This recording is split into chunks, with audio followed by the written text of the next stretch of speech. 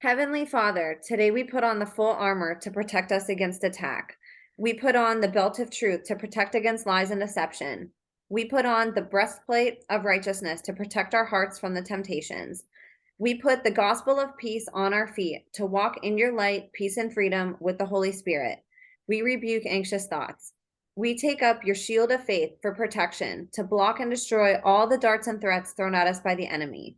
We put on the helmet of salvation to cover our minds and thoughts, reminding us that we are children of a mighty King. We are forgiven, set free, saved by the blood of Jesus. We take up the sword of the Spirit, your living word, that has the power to demolish strongholds and is sharper than any double-edged sword. We come to you, Lord, in prayer daily. In Jesus' mighty name we pray. Amen. Amen. In Jesus' name, he's my homie. Amen, girl. Yeah. What's up, you guys? Welcome to The Imagination. I'm your host, Emma, and this week we are going to be going down a rabbit hole of epic proportions with this week's guest. Joining us this week is someone who I was blessed to meet through her support of this podcast and who some of you may recognize if you join us for our Sunday night YouTube premieres. Introducing survivor and targeted individual, intuitive counselor, world-renowned author, inspiration, creator of Dear Human, the viral meme that's been shared over 1 billion times, and one of the biggest cheerleaders and supporters of this podcast, who I'm grateful to call a dear friend, Courtney Walsh.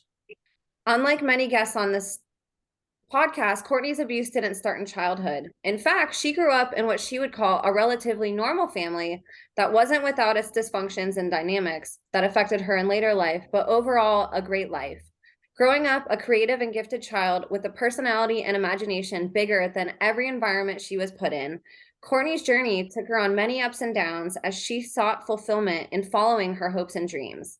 From a life-altering event that almost took her life, bouts of deep depression, and pressing on despite all odds against her, Courtney's life flipped upside down almost immediately after a meme she created went viral, and suddenly she found herself in the midst of elite Hollywood circles and into a dark abyss of abuse, targeting, gaslighting, and blackmail. Courtney's story is an important element to contribute to the targeted individual topic because, as you'll see, abuse can be dressed up two ways. It can appear from the very beginning as being dark and sinister, as you saw in Tracy's story, and it can also appear dressed up as fame, fortune, popularity, and influence, as you'll see this week in Courtney's testimony. Courtney's testimony will likely be a 2 to 3 part series, as there is a lot of information to pack into a short amount of time. But I ask you all to give her your undivided attention, as this is the first time she'll be sharing her story in its totality, and I couldn't be more honored that she chose the imagination to do this with. You will hear a lot of familiar names that will make your jaw drop, and Courtney's gift for storytelling is sure to keep you both laughing and on the edge of your seat the whole time. I also ask that you visit the show notes and support her work by purchasing the book she created after her viral meme, Dear Human, a manifesto of love, invitation, and invocation to humanity, as well as her second book, Lipstick and Thongs in the Loony Bin, which talks about her amazing mental health journey. You can find these on Amazon, and I'll have all the information linked in the show notes. And just a reminder that if you are a survivor or whistleblower who wants to share your story on the podcast, or who wants to give me any information privately, you can now email me at imagineabetterworld2020@gmail.com. Please send me a briefing of who you are and how I can support you, whether it's through podcasting or sharing information. All of my social media links are also in the show notes. Please connect with me on all platforms in case I continue to be censored and have my work and accounts terminated. My donation links are also in the show notes if you'd like to contribute anything. Everything goes directly towards helping with the funds needed to run this podcast. And please join us on Sundays at 6 p.m. Central on YouTube for the premieres of these awesome podcasting guests. You'll most often see guests hanging out, and I'm always there in the chat connecting with all of you and love meeting all of you.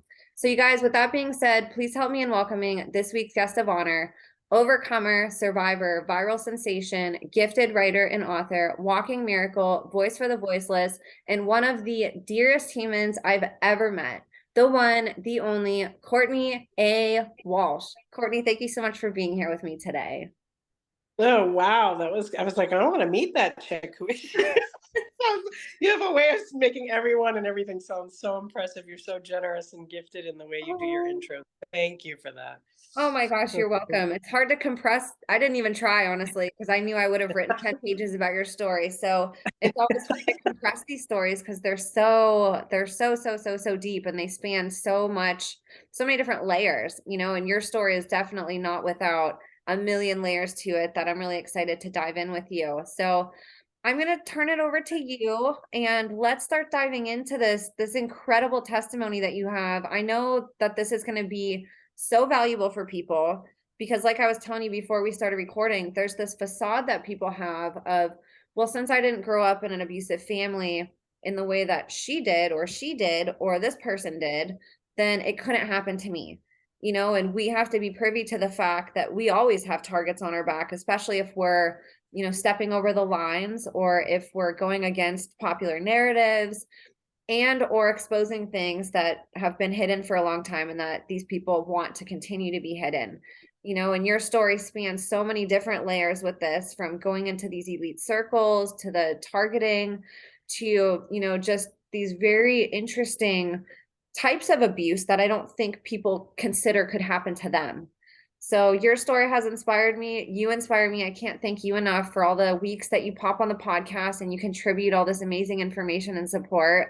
And it's really just such an honor to have you here. And I know that the audience is just going to fall in love with you like I have. Thank you, Emma. You're You're welcome. so sweet. And I feel very, very grateful to be here and very humbled by that intro.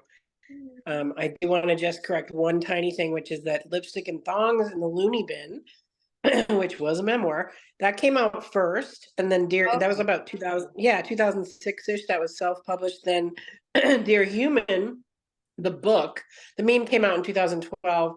The book came out in 2016 by Findhorn Press. So I believe that the interview I had done, a little TV interview on a morning show about the Lipstick and Thong book, also somewhat put me on some radars, which I wasn't to know until later, because it was about a suicide attempt I'd had when I was 33. And then the book kind of details some things leading up to that and then some recovery after that. So I just wanted to, kind of, because we've talked about how TIs are weird with timelines and being able to Oh, establish for sure. chronology. Yeah. So that's kind of the public life. Going back to sort of the quote unquote normal childhood, there was some volatility, and like you said, dynamics is a great word to put it. It's sort of more of a neutral word than abuse or violence, but there was some of that. And I had pretty much what you would call a very workaholic father, and who could lean towards some malignant narcissism sometimes. And mom, I sometimes think was just ill-equipped for motherhood, in the sense of, as my sister and I individuated and found our voice and got into a little bit of rebellion or pushing back, that was beyond her. I think she liked it when we were little and we were pliable and we could just kind of go around and be on her plan. And then as we started getting older and a little feistier, she kind of didn't know what to do with us. And it's not her fault or her problem. It's just kind of an observation I've come to after decades of therapy. I really do believe they did the best they could at the time with their level of consciousness, their own childhood traumas, and their own awarenesses, being very Roman Catholic. I grew up in the 70s, thankfully in a very diverse neighborhood.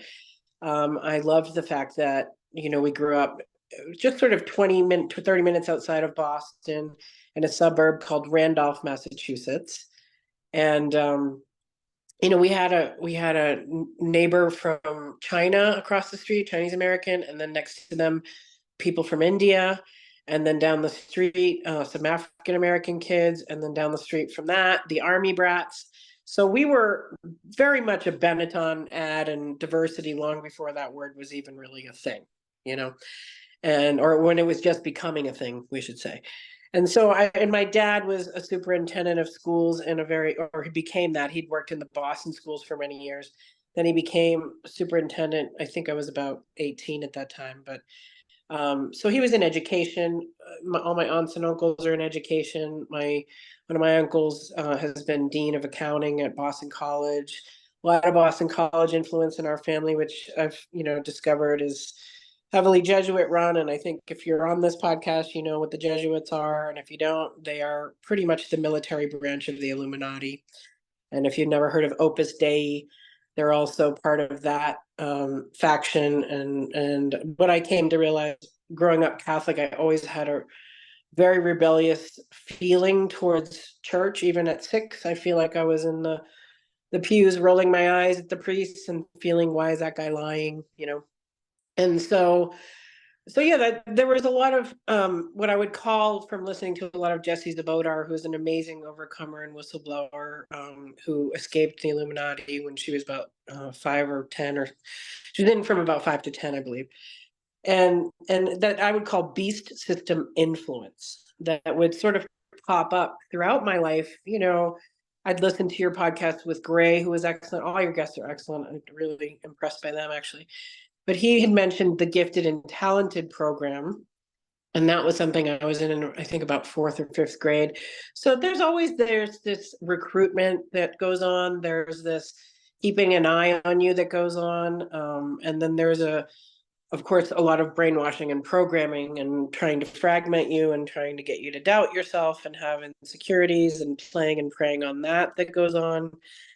And I think there's a lot of almost testing you every step of the way to see what you're made of, to see where your spiritual gifts are, to see how those can be used in the, what we now call the New World Order, and bringing that sort of satanic plan into form. Whereas I know that you, Emma, and myself, and everyone hopefully listening is opposed to that. And we know that that is the dark timeline of humanity, and that we actually want to thwart that and anchor in different perspectives, different freedoms, different choices, and the pushback around that, because that does come with a lot of child sacrifice and sodomy and problematic satanic practices at those higher levels. We'd even maybe say Luciferian, because I do believe at the lower levels of any church or any organization, most people are unaware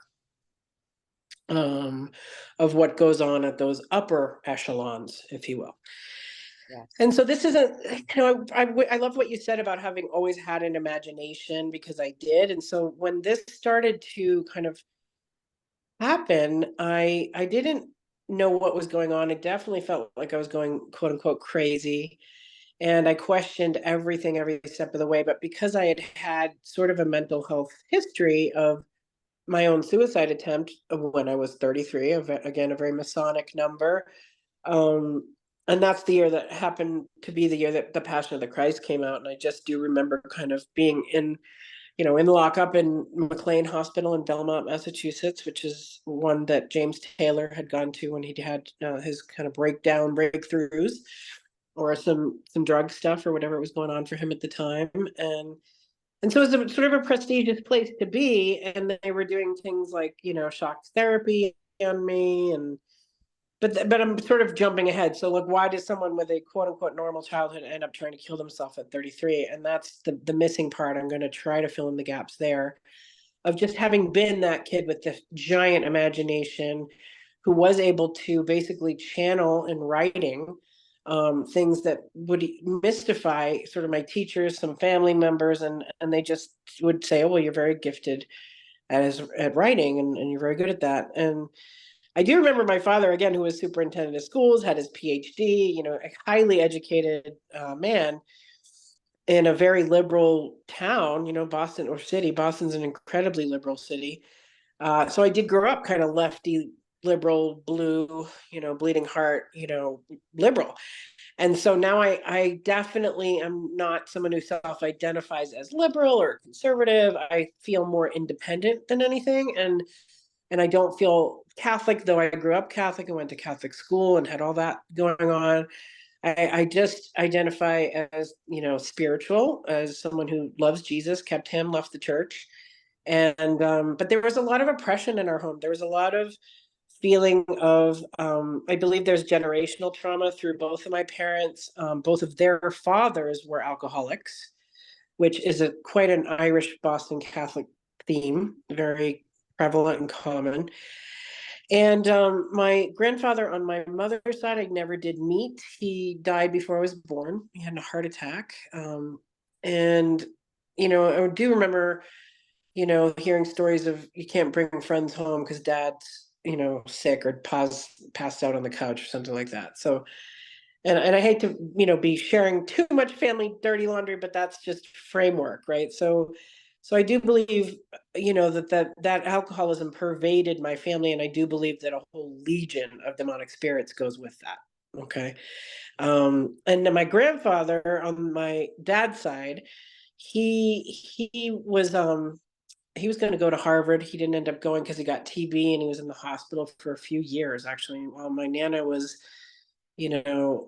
finding her way as well. She was one of 7 women. So she used to read us Little Women.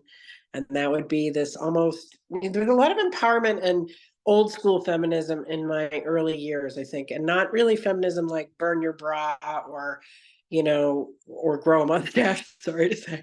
But, it was more like empowerment of women, but also being okay with women having a certain role as wife and mother, as well as maybe career person, or a lot of teachers in my family, a lot of, professorial energy in my family, artists, creative, people on that side. And then, so my grandfather got sober after, having had some issues with that after the TB and the hospitalization.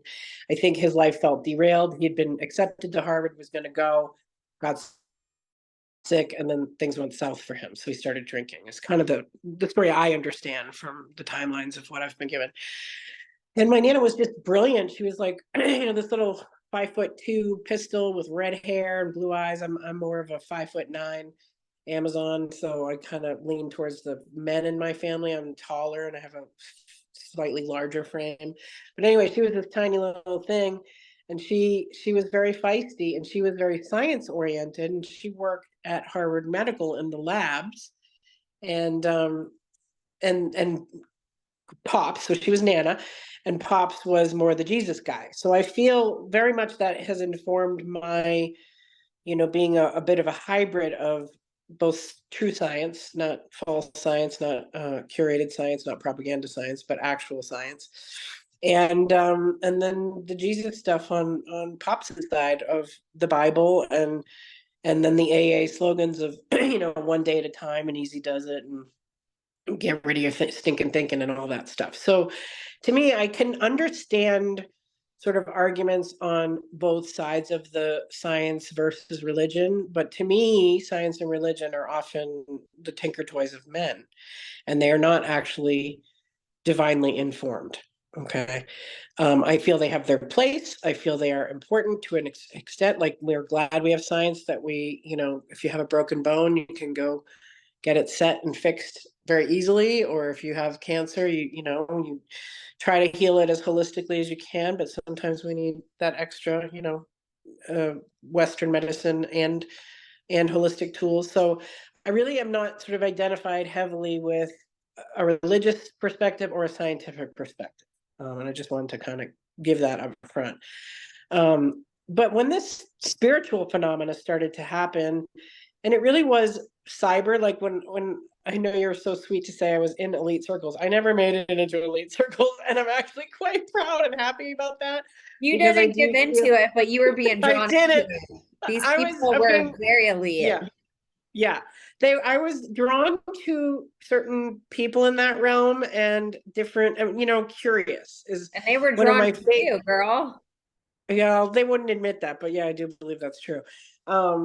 Yeah, no, that they kept very, very cagey and very slick with the ways they communicate. That's another thing that makes you, again, feel sort of crazy and like it's not happening. You're imagining it, or you're filling in the blanks, or you're exaggerating or embellishing. And really, I know that now, after years of it and certain pattern recognition, that I didn't imagine it. I have my own experience, my own story. People who are listening, it's going to sound very far-fetched. Even therapists have said, well, why you? And why do they do this? And the whys I've never really had satisfactory answers for, except maybe I thought, well, maybe they wanted to use my writing gifts, or, put me somehow in politics, or, something. And even though I had the mental health history, I think I I have a lot to say, and I have a voice, and I have a strong voice and strong opinions, and I've been sharing that on lots of sites and lots of platforms. And so that did put me, that plus Dear Human really did put me on certain radars. And at one point, even like Khloe Kardashian had retweeted Dear Human and wrote hashtag truth or something. And then Kristen Bell has shared it. And Elizabeth Gilbert endorsed the book version, gave me a wonderful blurb, which was incredibly sweet. And that, I think, is one of the ways I got on the Oprah radar. And when I was younger, I had sort of dipped in and out of Oprah's, shows.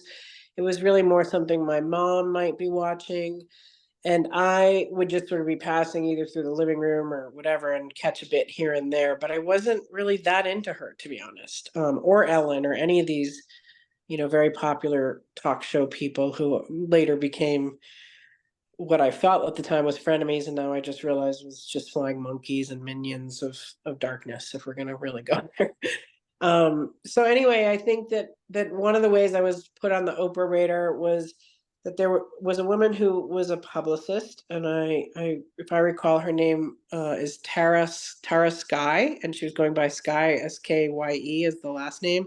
Don't know if that's her actual name or sort of an internet name, but she's from Australia, and he had come across the Dear Human intel and said, let me come up with like a really polished PR package for you, and then I'll send it around to my contacts. And she had a pretty extensive list. And her list also included people like the Oprah Show and the Ellen Show and lots of high level elites who she thought might be interested in being involved in a mental health initiative, which is what the Dear Human Empowerment movement thing was. So I almost liken it to, it was my Jerry Maguire moment where he sends out his manifesto, and some people really respond to it well, and they're kind of clapping and cheering him on, and other people are like, you just killed your career. so, so I can really kind of, though I'm not a Tom Cruise fan whatsoever, I can really relate and resonate to that film in the sense of my intel was sent around to a lot of high level people in that way. Okay. And then I kind of wasn't thinking about it. I was just trying to make a name for myself and get some literary fame. I didn't want to be like the next Kim Kardashian. In fact, God forbid. I wanted to be more like an Elizabeth Gilbert, or even at the time a J.K. Rowling, before all the controversy kind of surrounded that and the Harry Potter stuff and everything. But I wanted my words to go everywhere.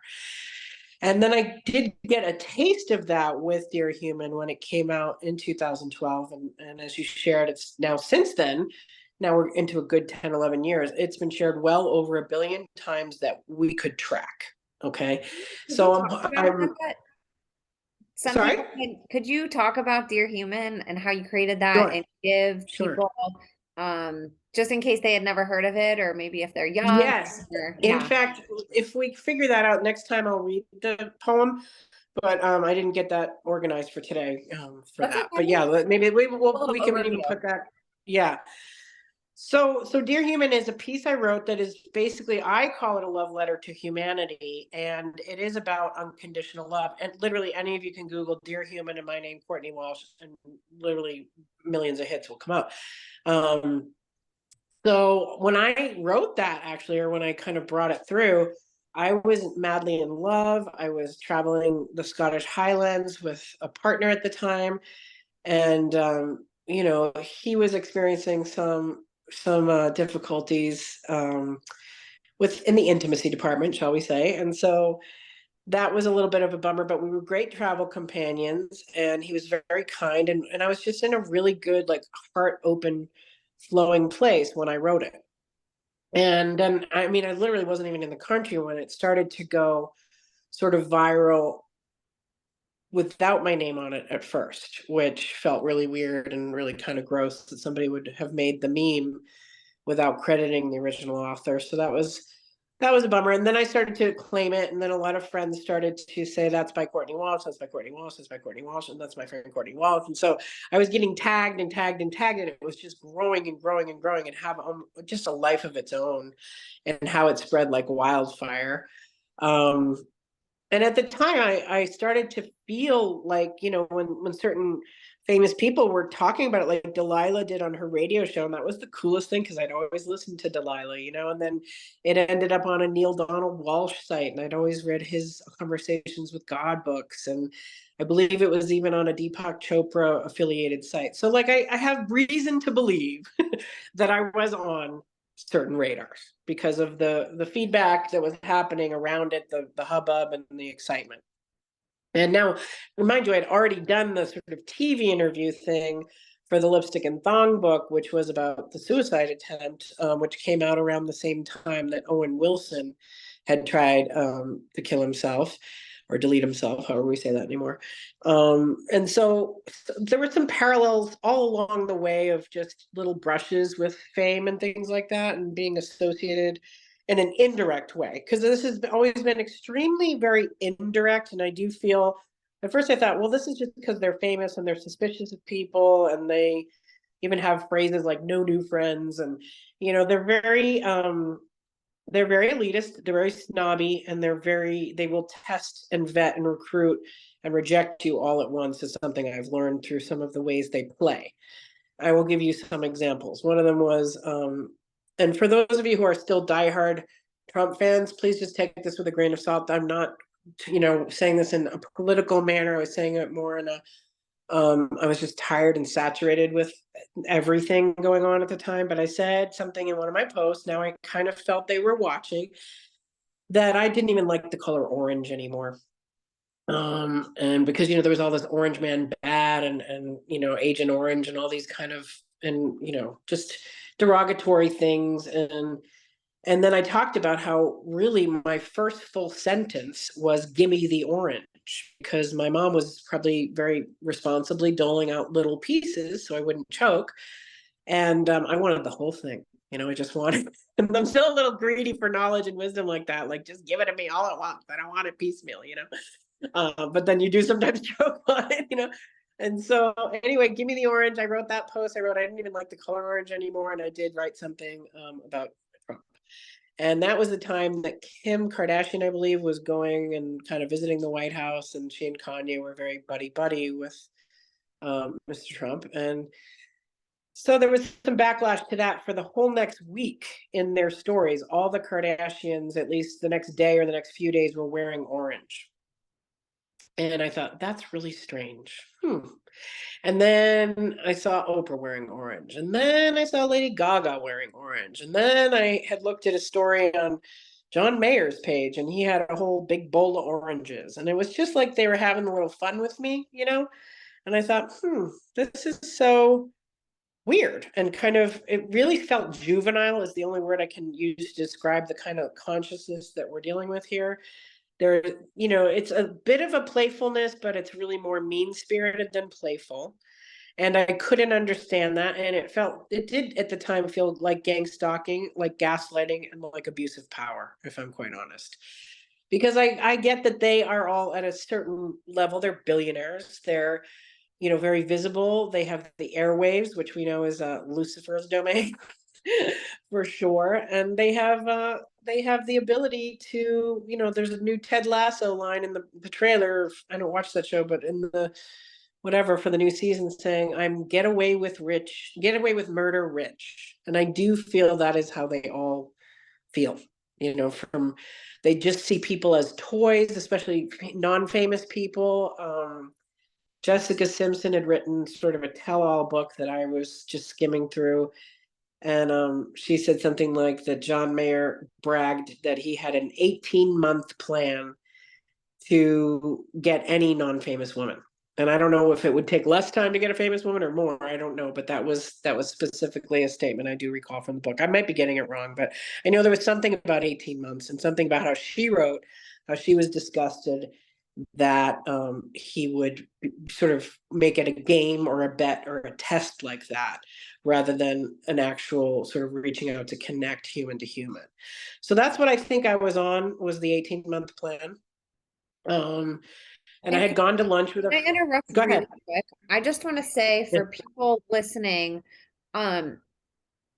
targeting takes so many forms, and I want you to pay attention to what Courtney's saying, because although she's saying things that might seem flattering, that she is being active on social media. She's tweeting about colors. She is talking about these different concepts. She's creating something that was, went viral as a meme. And I want you to consider that typically when something goes viral, it's given permission to. It's not necessarily an accident. And how odd it is that all of a sudden the things that Courtney is saying are being used against her almost as, I want to say, sort of like an intimidation factor a little bit, to where people are wearing these things or it's coming up in other places. So I want you to just think about that. This is a very interesting type of targeting, to where there is intentions behind every celebrity and what they do. And a lot of times we just look at things that the content that they put out, like it's accidental. Like we don't ask questions always about what these messages that celebrities say to us online could mean. But I want you to take into consideration that there are a lot of forces at play when it comes to targeting people. And the way that Courtney is saying is very discreet, and it's wrapped in a pretty bow, which can be very confusing, as you hear with her talking about how she goes back and forth with like, well, that didn't really feel good what happened, but it seems like it should, like this famous person retweeted me and it's rubbing me the wrong way somehow, so Yeah. I just want to bring that up because it can sound like this stuff is like cool, like, oh my gosh, the Kardashians retweeted, but I want you to understand the context that she's saying it in is it's a direct targeting on her, and Yeah. almost like this intimidation control factor of like, we see you, and it's not Yeah. necessarily this like warm and fuzzy way. So I just wanted to say that real quick. Oh, absolutely. Thank you for clarifying that. I'll get more into that too. But like, this is the love bombing phase that any narcissist will do when they're trying to win you over, right? And so they were trying Like to, it's malicious, at its yeah, core, and yeah. like you felt that.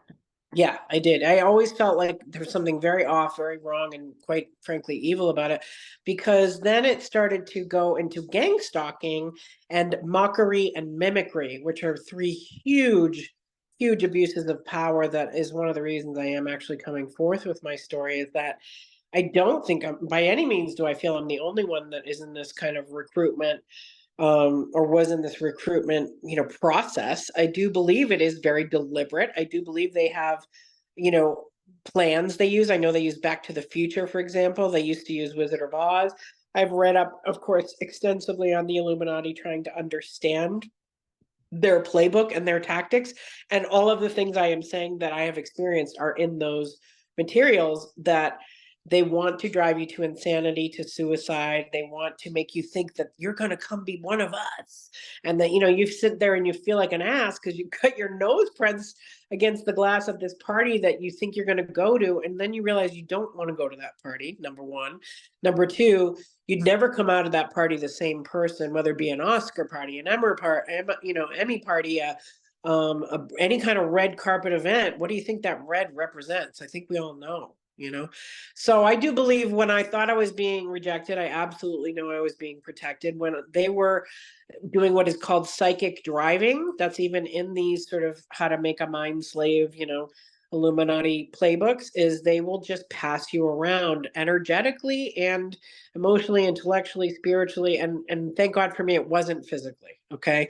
But that is what happens to women in the beast system, and a lot of men too, and of course children. So theirs was much more mental and much more psychological and much more emotional torment than anything tangible. Though I did have experiences too that were very much 3D and human and in real time. Not with those people, obviously, but with, well, I'll get into that. So a few summers, while this was happening, I was working as an intuitive, reader. I will say that, and I hope that doesn't dismiss me in many people's eyes as a new ager, but I do use sort of angel cards, and I do connect with creator, and I always set the intention for the highest and purest information to come through.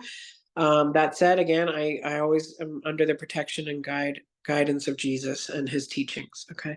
Can I So I interrupt think I'm, you? go I'm ahead. so sorry. I want to say too, for people, you know, This show is not a religious show. I invite anybody with a story. And so I want to defend every single guest that comes on and ask that you be respectful and listen to their story. And that if the only thing that you take from these stories is something that you don't believe in or something that's different from you, then you're completely missing the point. You know, these Yeah. stories are important for more than what somebody's spiritual or non-spiritual beliefs are, for that matter. And every single story is a piece to this puzzle. And I ask that you put your beliefs aside and that you just listen to what every guest has to say, because that's the whole reason why I started this podcast, was for the stories, not for to pigeonhole guests to only come on if they believe certain things that maybe I do or you do. So I just ask that you keep an open mind also. Thank you, Emma. I appreciate that. Yeah, and I wouldn't say I don't self-identify as Christian, pagan, New Age, conservative, liberal. None of those labels feel like they match my spirit or my heart. I feel the one I resonate to most is human. And And none of so those I'm things telling have you, anything to do with, yeah, your story. Like, we need to right. hear your story and look beyond labels. Right, right. So I really appreciate that, Emma, because I know I was nervous to admit that this is something that I know divination has a lot of heavy, judgment around it.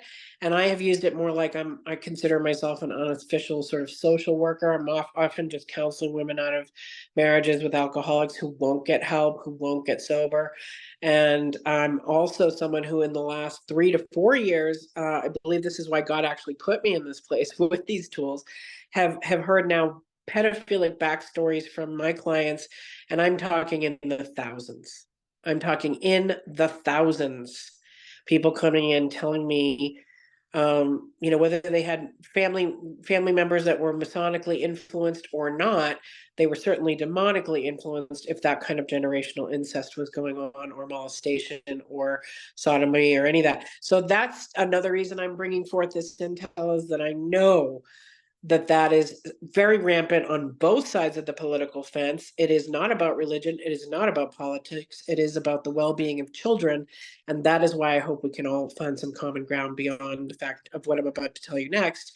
That I was working on a beach pier in a very cute little kind of honky-tonk town in Maine called Old Orchard Beach. And so you got to think almost like a carny and environment. We're talking toe rings, we're talking corn dogs, we're talking Ferris wheels, and the ocean. Okay, so I was kind of in hog heaven doing that, because I was really doing it to save for a trip to Peru, and I wanted to go and kind of work with some shamans there, and I was able to eventually do that.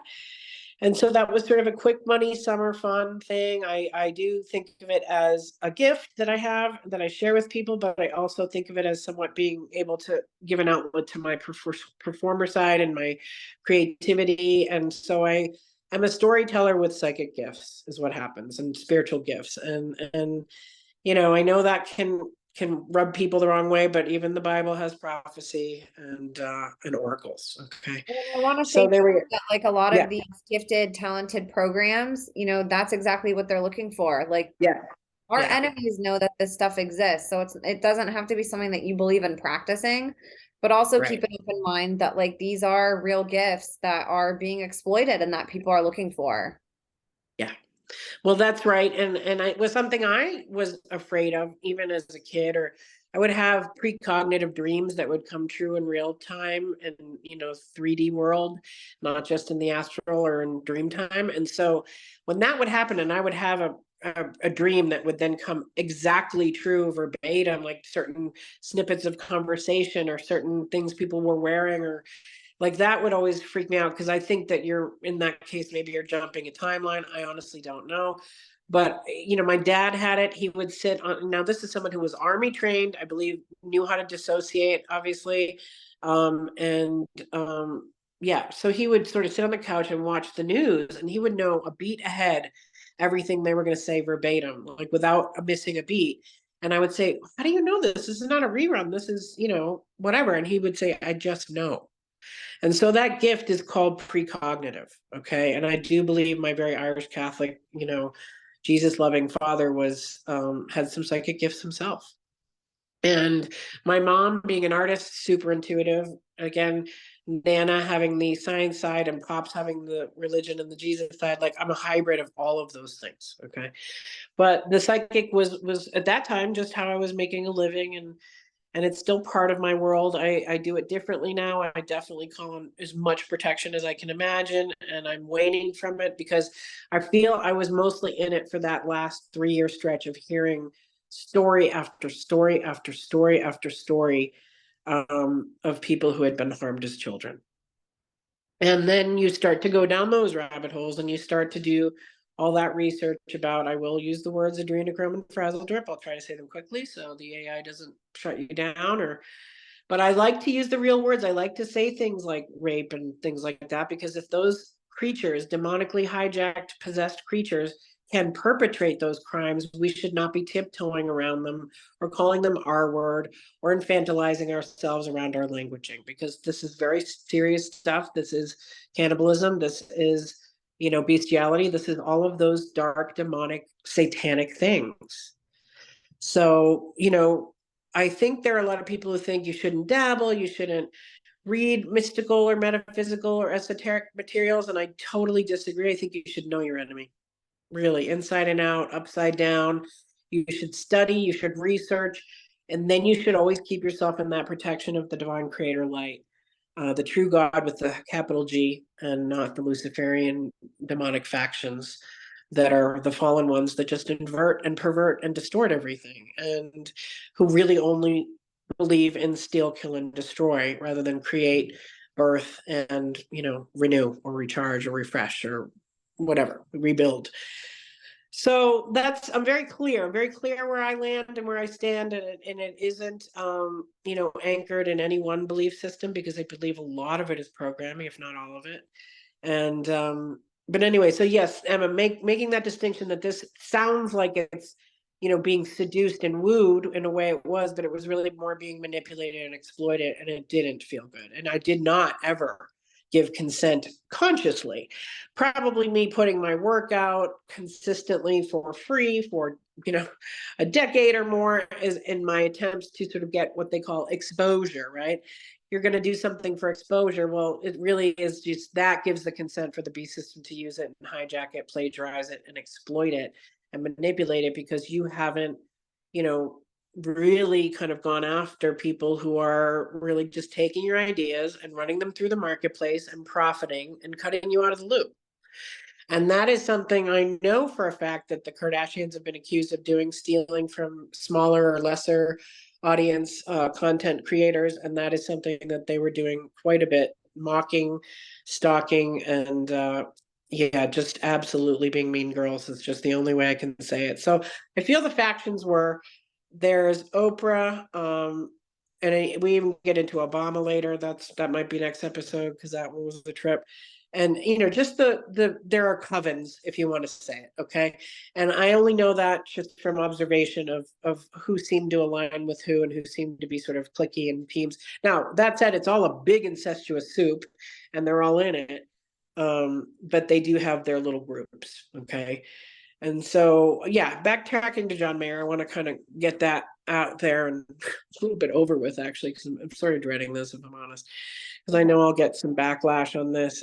He could and would and probably will, or, deny this, ignore it, pretend it never happened. I'm just crazy. I have a mental health history. I'm some kind of stalker super fan. That is not true.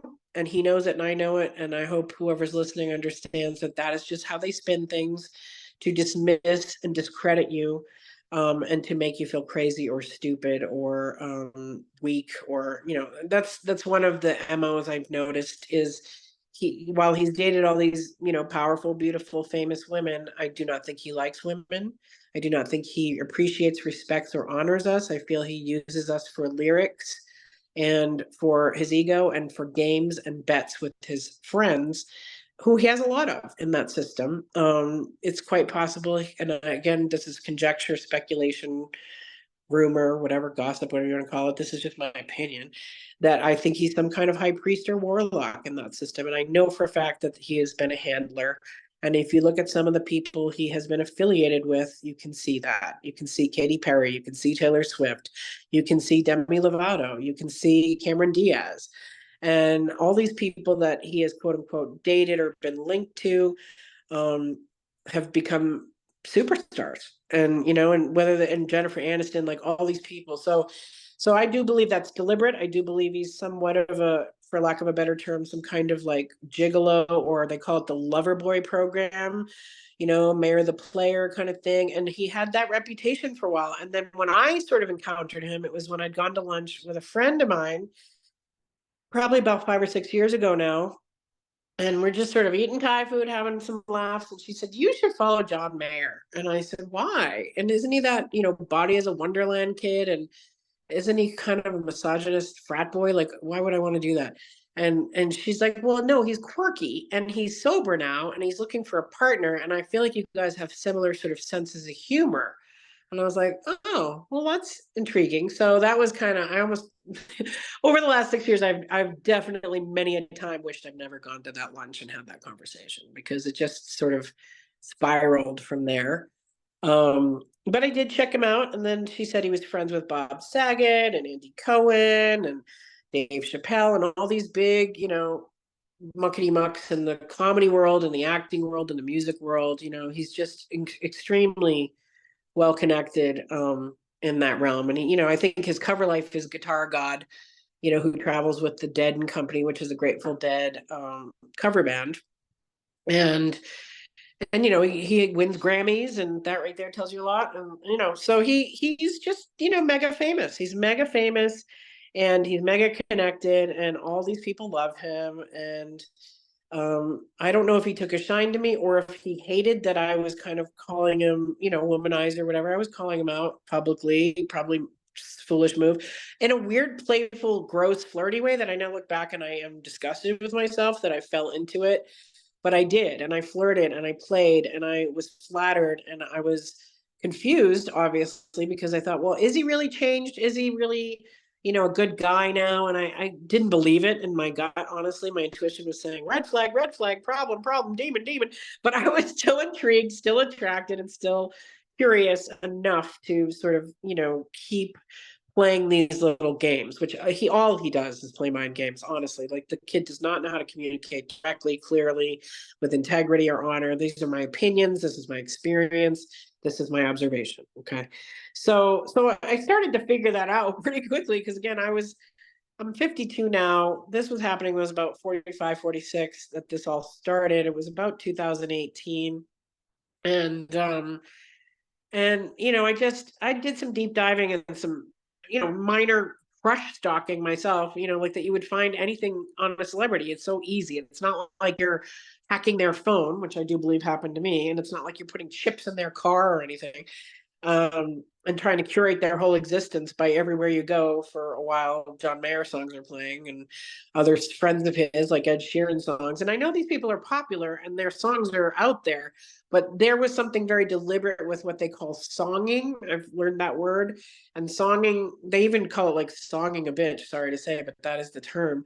And that is just using music as seduction, as manipulation, bombardment, then also using the frequencies, the lyrics, the timing of how certain songs come on, like the grocery store, when you're shopping, at your local consignment place, in your car radio, when you're visiting friends. Like, certain songs would just keep repeating, right?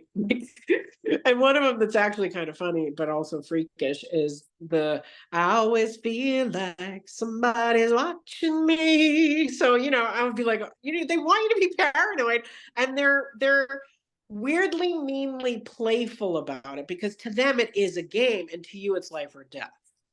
Okay, so that's the difference, and that's why, to me, it feels like a disgusting and vile abuse of power, rather than just a bunch of immature people who got famous young and never evolved. And if you look into it and you start watching some of these interviews with some of these mega famous people, I mean, I actually call them the shallows, because that's what I learned. They're so superficial. They're so driven by achievement rather than essence, right, or substance.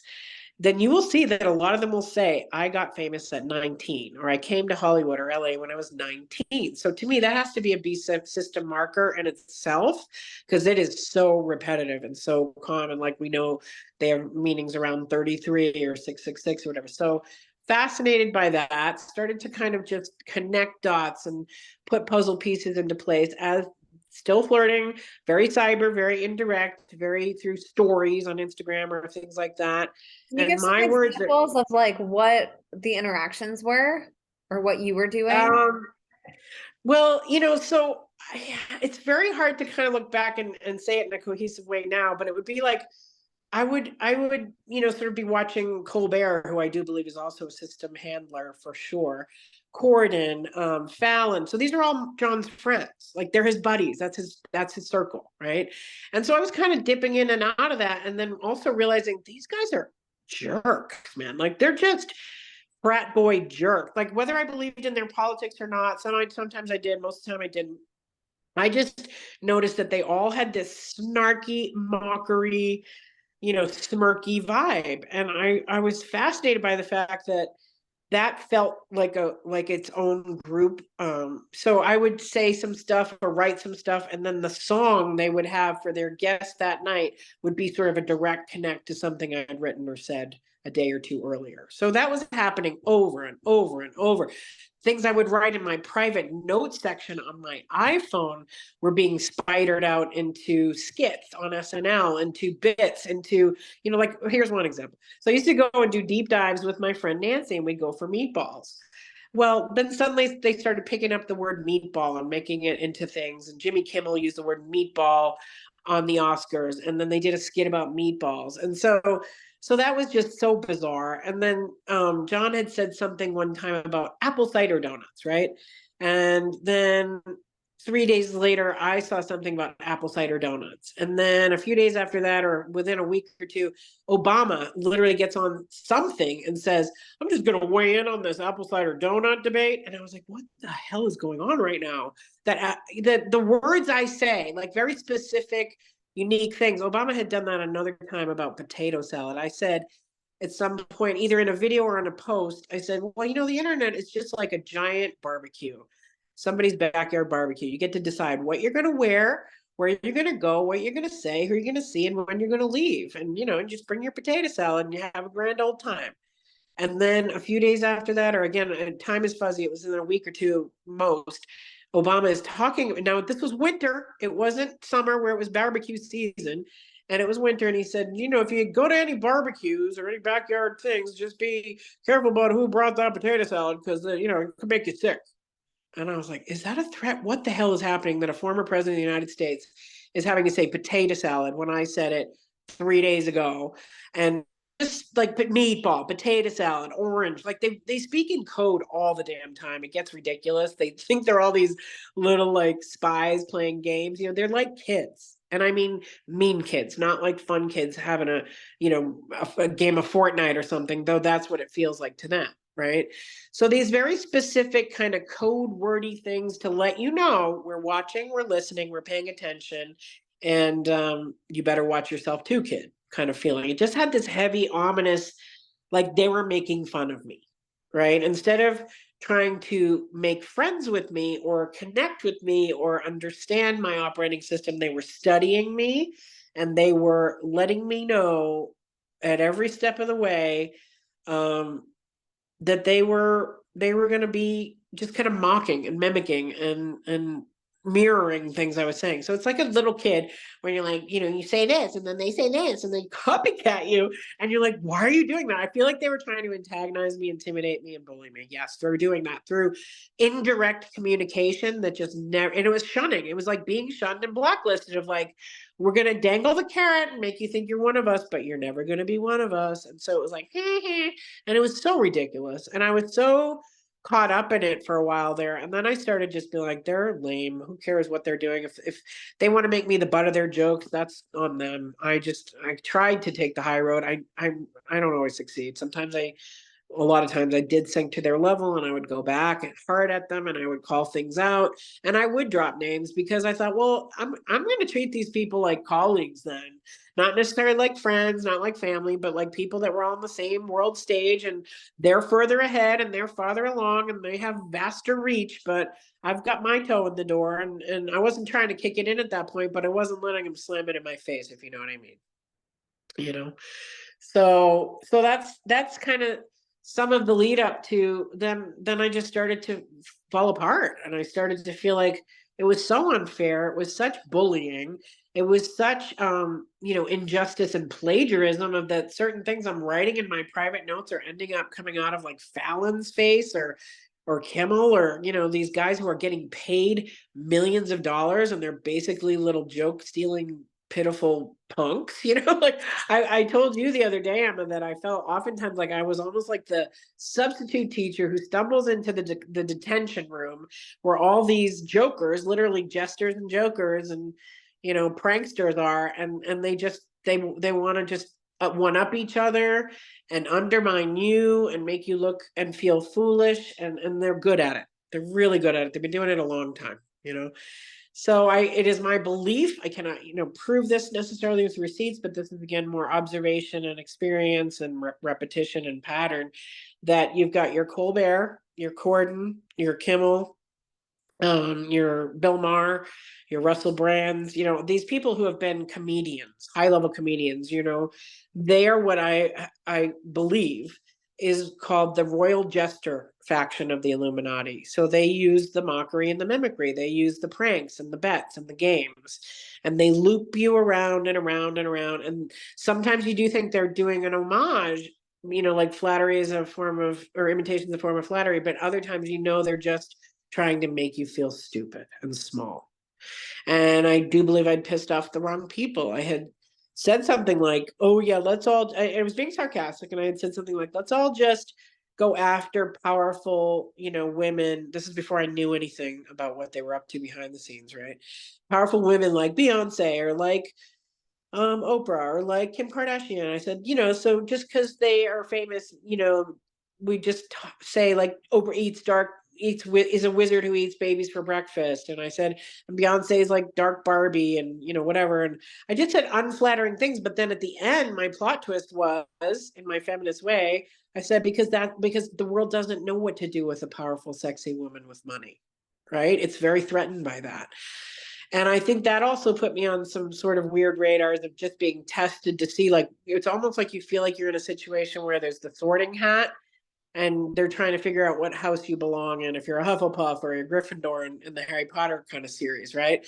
So they're testing. Everything is a test, and everything is a game, and everything you do, they mimic, mock, and copy, and imitate, and hijack, exploit, and plagiarize. So that was disheartening. That was really discouraging, because I had grown up kind of watching SNL, and I had grown up thinking maybe someday I would be on it, or that I really did want that world as a kid. That was another thing that I think made me super vulnerable to this, was that I had ambitions, I had dreams, and big ones at that. I was the kid who was in her footy pajamas with her hairbrush microphone and foam curler singing Irene Cara's Fame. I'm going to live forever. I'm going to learn how to fly high. I'm going to, my people will see me in lights. That was what I think we were all curated to want, or a lot of us anyway, as kids, is make a name for yourself, get your face out there, get your foot in the door, rise up the ranks, rise up the ladder. And when you realize there is no there, there is like, that is the emptiest,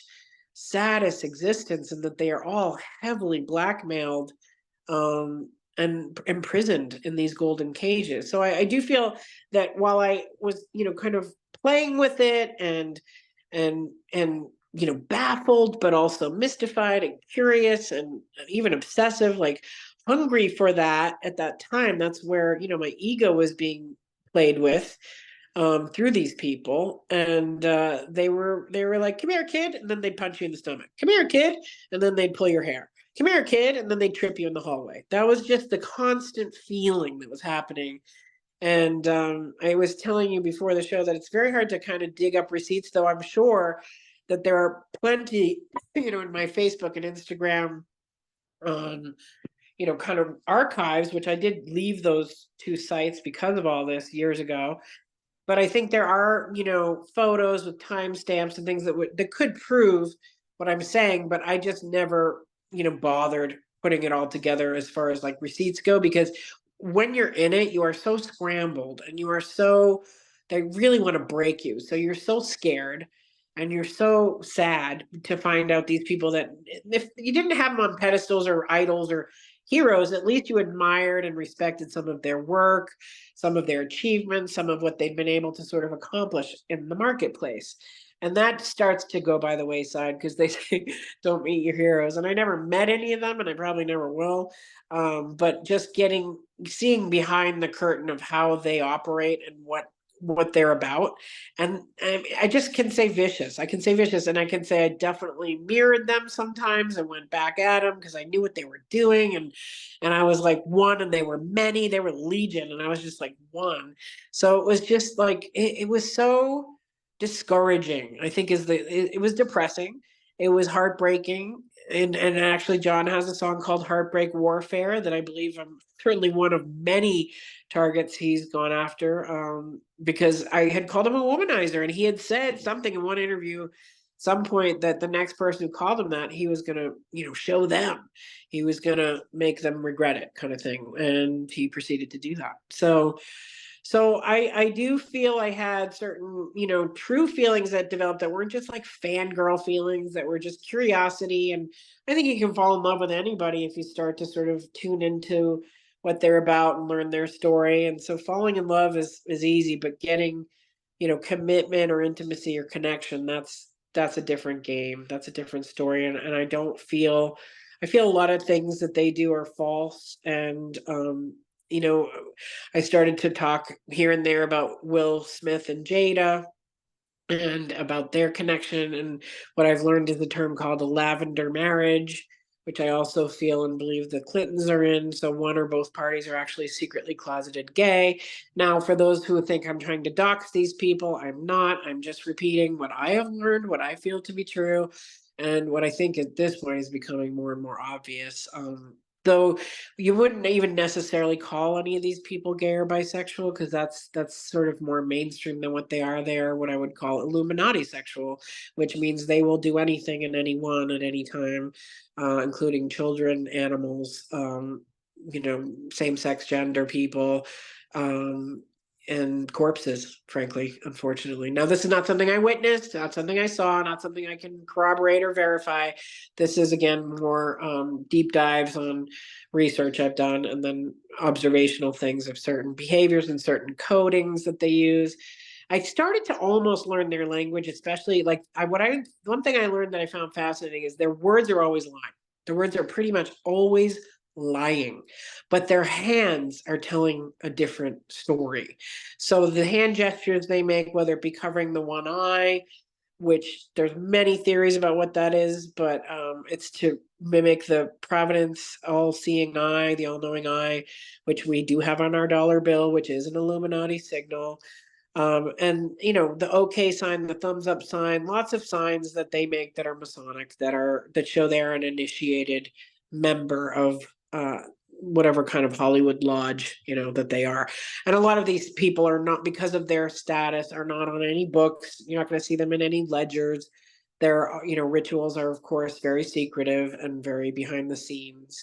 Though I do know that Senator Lynn Wood at one point had said gunchild on camera is a very common thing in that realm, whether we're talking Washington, D.C., Vegas, New York, or LA and Hollywood. These are some major strongholds we have here in the US. Of course, it's everywhere, in every town, and in every organization that is somehow Masonically linked. And I do believe that the Masons originally may have started off in a more pure way and were architects and builders and things like that, and then it became much more satanic and Luciferian over time. And so, the things I've learned is if you know their name, they're in the game. Yes, your favorites too. And it is rampant on both sides of the political arena. And it is absolutely a necessity to become an initiated Freemason, to become famous, to win awards, to get your satanic star on the Walk of Shame in Hollywood. they are Masons. Okay, so this is what was happening is now you've been blacklisted and blackballed and put on a shit list because you called some guy a womanizer who's trying to overcome that reputation or transmute it or run away from it or be better. And I do want to give credit where credit is due. I do think at one point he really wanted to be better. Okay, but I do also believe he's a diamond in the system. Um, because he's been using that emoji. I don't know if he still is, but he was using that emoji by his name for years on his official Instagram site, the diamond. Any of you who know about what diamonds are in the Illuminati, that's what Marilyn Monroe was. She was passed around to the elites. She was a high-level escort. Okay, so diamond assassin is one of the titles of one of his songs. That's a name they use in the B system for training kids up to kill or be, somehow mind controlled deltas, military training for that. And I can't verify whether John is that or not, but I think there are a lot of markers on the heartbreak warfare, the diamond, the assassin, and then one of his more recent lyrics used the term wild card. And that is what actually I would be considered as someone who more stumbled into the B system as a wild card. And the Illuminati, if you piss somebody off, then they all go after you like a little hive of buzzy bees.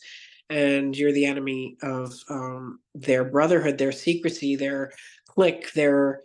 And I don't think all of them know all of it, but I think all of them know most of it. And I do believe they at least know of adrenochrome, are using adrenochrome, are trafficking adrenochrome, are benefiting and profiting from adrenochrome, which is diabolical, disgusting, evil beyond comprehension, and will be exposed within the next year to 3 to 5.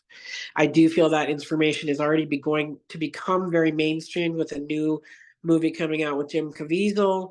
I believe Mel Gibson is also involved in it. It's a Tim Ballard bio, and there's mixed feelings on it. I know Madison Marquette feels that they may be also compromised themselves, but I do feel at least somebody is saying the word publicly that has been in that realm, and they're also afraid to even say that word, and they tiptoe around it, which shows you there's some juice there, literally.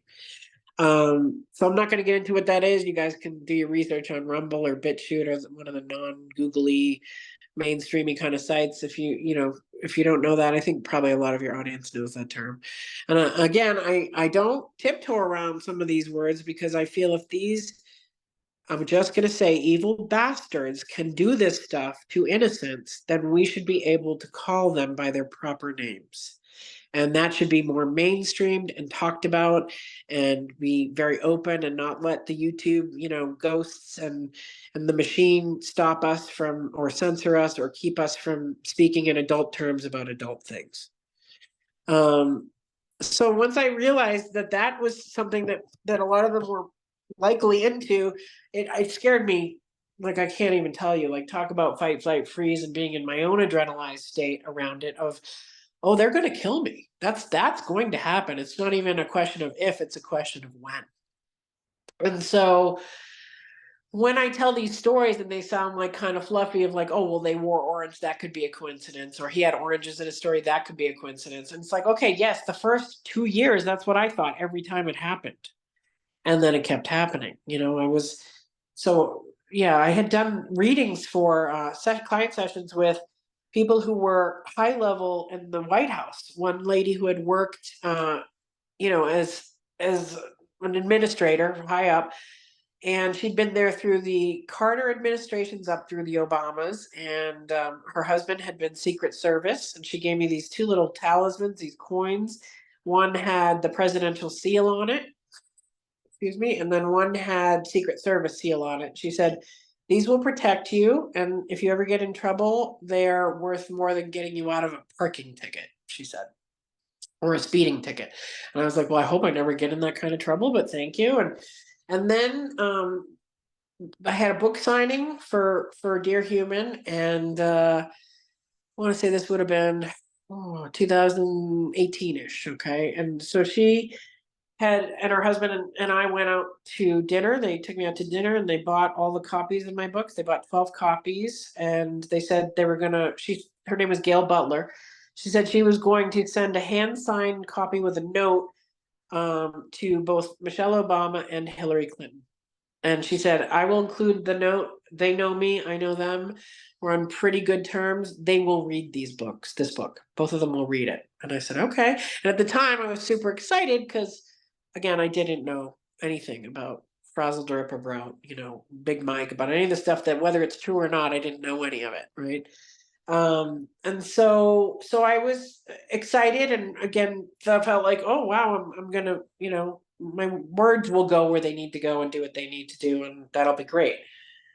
And it is my contention, my belief, my knowing on some deeper level that if they didn't specifically read them, somebody in that realm read them, because a lot of my ideas, about, like, what really ended up happening was, instead of me sitting in the garden with Oprah and talking about mental health and how I feel diagnoses become self-fulfilling prophecies, and that medication is a form of mind control. Like, those are the things I would have, sat and talked with her about. And that suicide attempt is really your spirits. There are suicide ideations, are suicide spirits, and that it's a demonic thing. And to understand the spiritual basis of any and all illness or injury, whether it's mental, emotional, physical, or anything. And so those were the things I would have talked about. Those were the things that I had included in my proposal that publicist sent around to everybody in my Jerry Maguire thing. And anyway, that's what she ended up sitting with Meghan and Harry and talking about mental health and mental wellness and being suicidal. And then she wrapped in the racism angle, and she just went to town with that. So I was like, this is interesting. And Meghan, a couple of times, like when she went on Ellen, was saying things and being mocking of, going out, and there was some boy selling crystals, and probably written about crystals a few days. So they were just, anything I was talking about, they were making into this very flirty, chirpy, weird, mean, aggressive, mocking conversation that was happening in interviews, like on Howard Stern, or like I said, any of those late night talk show boys were starting to like mock and weave in some of my posts and things I was writing and making them into their own jokes and skits. So that was just happening. And I was like, okay, it's clear that these people are letting me know they're aware of me, they're watching, they're listening, they're reading. So I do believe that there is a distribution network. I believe Jesse's talked about. It's called Node 9, where they, the elites, I do believe, have their own web, not even just the dark web, which is something that they probably all frequent, but their own web that they distribute. Like whether this one's on the good list, the bad list, this one we can bend to our will, like they have a way of communicating with each other that I do believe is some kind of backdoor way. And that's, again, something very hard to prove. Again, I also feel that the alphabet boy agencies are involved in that as well. A lot of these people who are in the public eye are also either working for or with the CIA and the FBI. They are heavily influenced, by those agencies, and they have influence within those agencies. So I just don't think they have any accountability or checks and balances for their abusive power system, because that's really what it is to use the airwaves and use interviews and use magazines and all kinds of indirect ways of, communicating, is, to me, extremely stunted, extremely corrupt, and extremely unnecessary at the end of the day. So that's kind of an overview of some of it. I think going back again to childhood dreams and wishing for that big world and that big life, and now being in a place where I realize just the mean-spirited, juvenile creepiness of it. That's what made me realize, like, there is more to this story than just, me or them. There's something behind the scenes that feels extremely like the powers and principalities puppeting the flesh, human hosts. So being under sort of heavy attack and heavy surveillance, you do start to just kind of go, well, I mean, they're going to watch anyway. Let's give them a show. They're going to be listening anyway. Let's have some fun, because you go past the fear, the rage, the paranoia, and then you kind of shrug your shoulders into the absurdity.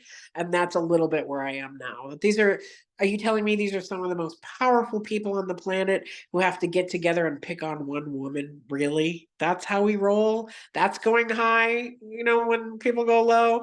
That's leadership? That's power? And I was like, nah, that's not real. That's not real. And so a lot of it I did feel like I was kind of making up in my head and exaggerating and embellishing, because those are things I was accused of as a kid. And then later I would always find out, no, I wasn't. I was up to something there. So yeah, but I did a lot of deep diving with each and every one of them. It was almost like some recon and some intel gathering of my own, of just finding out like what makes this person tick, what made them famous, what are their weaknesses, because that's what they were doing to me. So I was just holding up the giant mirror back to them and letting them know, I see you. I am not fooled by your public persona or your act, and I'm going to keep calling it out. And I did not endear myself by that rebellious behavior, but it saved me. It kept me from self-harming, or from, I think my boldness, I think my outspokenness, my willingness to be vocal and just keep pushing back as they were stepping on me. Like, it is sort of like a little kid swinging on these much bigger kids, right? But at the same time, I also feel I had some kind of power that they can't grasp or grab, and that I'm sort of trying to just be in my truth and my authenticity in my core self, and I'm not swayed by or tempted by the shiny things of this world like I might have once been. I'm much more into peace and quiet and calm. And so after this, like, you don't want to listen to music anymore. You don't want to watch shows anymore. You don't want to be part of their bullshit, sorry, but in any way, shape, or form. You just want to unplug and go do your own thing. Now, that said, you can't go live in a cave in Siberia in isolation where there's, nobody, no other human interaction. But I really needed a lot of time to sort of step back from it and heal and see it more from a bird's eye view than being so thick in it. And I mean, I was so traumatized. I was so confused. And that's what they want you guessing. They want you jumping through flaming hoops, and they want you always on edge. And so finally, I've come out at least enough the other side to say, yeah, no, you didn't wrap my essence into lyrics. You did actually take my words from my private notes on my iPhone and put them into the marketplace and profit from that and cut me out of the loop. That is plagiarism. So that is an actual crime. Now, plagiarism and mockery and mimicry is not as serious as some of the other people who have been targeted. But like we talked about, there's different kinds of targeting, different reasons for targeting, different factions behind the targeting. And I do just maintain that they're bored, man. They're at the pinnacle, and some of them of, they've done it all, they've seen it all, they've got to almost up the ante and come up with new and cruel ways to find people to play with, who, because they're so unhappy. They're so unhappy and they're so empty and they're so, there's a void where their hearts should be, and there's no conscience and there's no morality, and there's codes, they have codes, there's vows, they have vows, but they're blinded and brainwashed by Luciferian factions and by shiny toys and by being, at the podiums and filling the stadiums. And to me, I was so mystified by the fact of how vast it is, how organized it is, how juvenile and petty it is, and how cruel and unusual they will come up with ways to just use your desires, your dreams, your weaknesses, your fears, all against you. And that's why I think John Mayer was my honeypot, guy. And I fell for it, hook, line, and sinker. I really did believe that he was this, trying to be a better man, a better human, a better person, potentially a better boyfriend, partner, lover, friend, whatever. And I don't think that's true anymore. I think that's where I fooled myself, and where I, took the bait and ran with it and wanted it so desperately to be true, um, but I'm just one of many that they play these games with and do this to, and it's not a big deal to them. Like, even, killing children is not a big deal to them. That's like a rotisserie chicken for them. So what do they care about driving some woman over the edge and making her feel like they've taken everything from her and left her with very little, running on ashes and fumes? But I actually have a lot, because I have my faith. And that's all that really did get me through.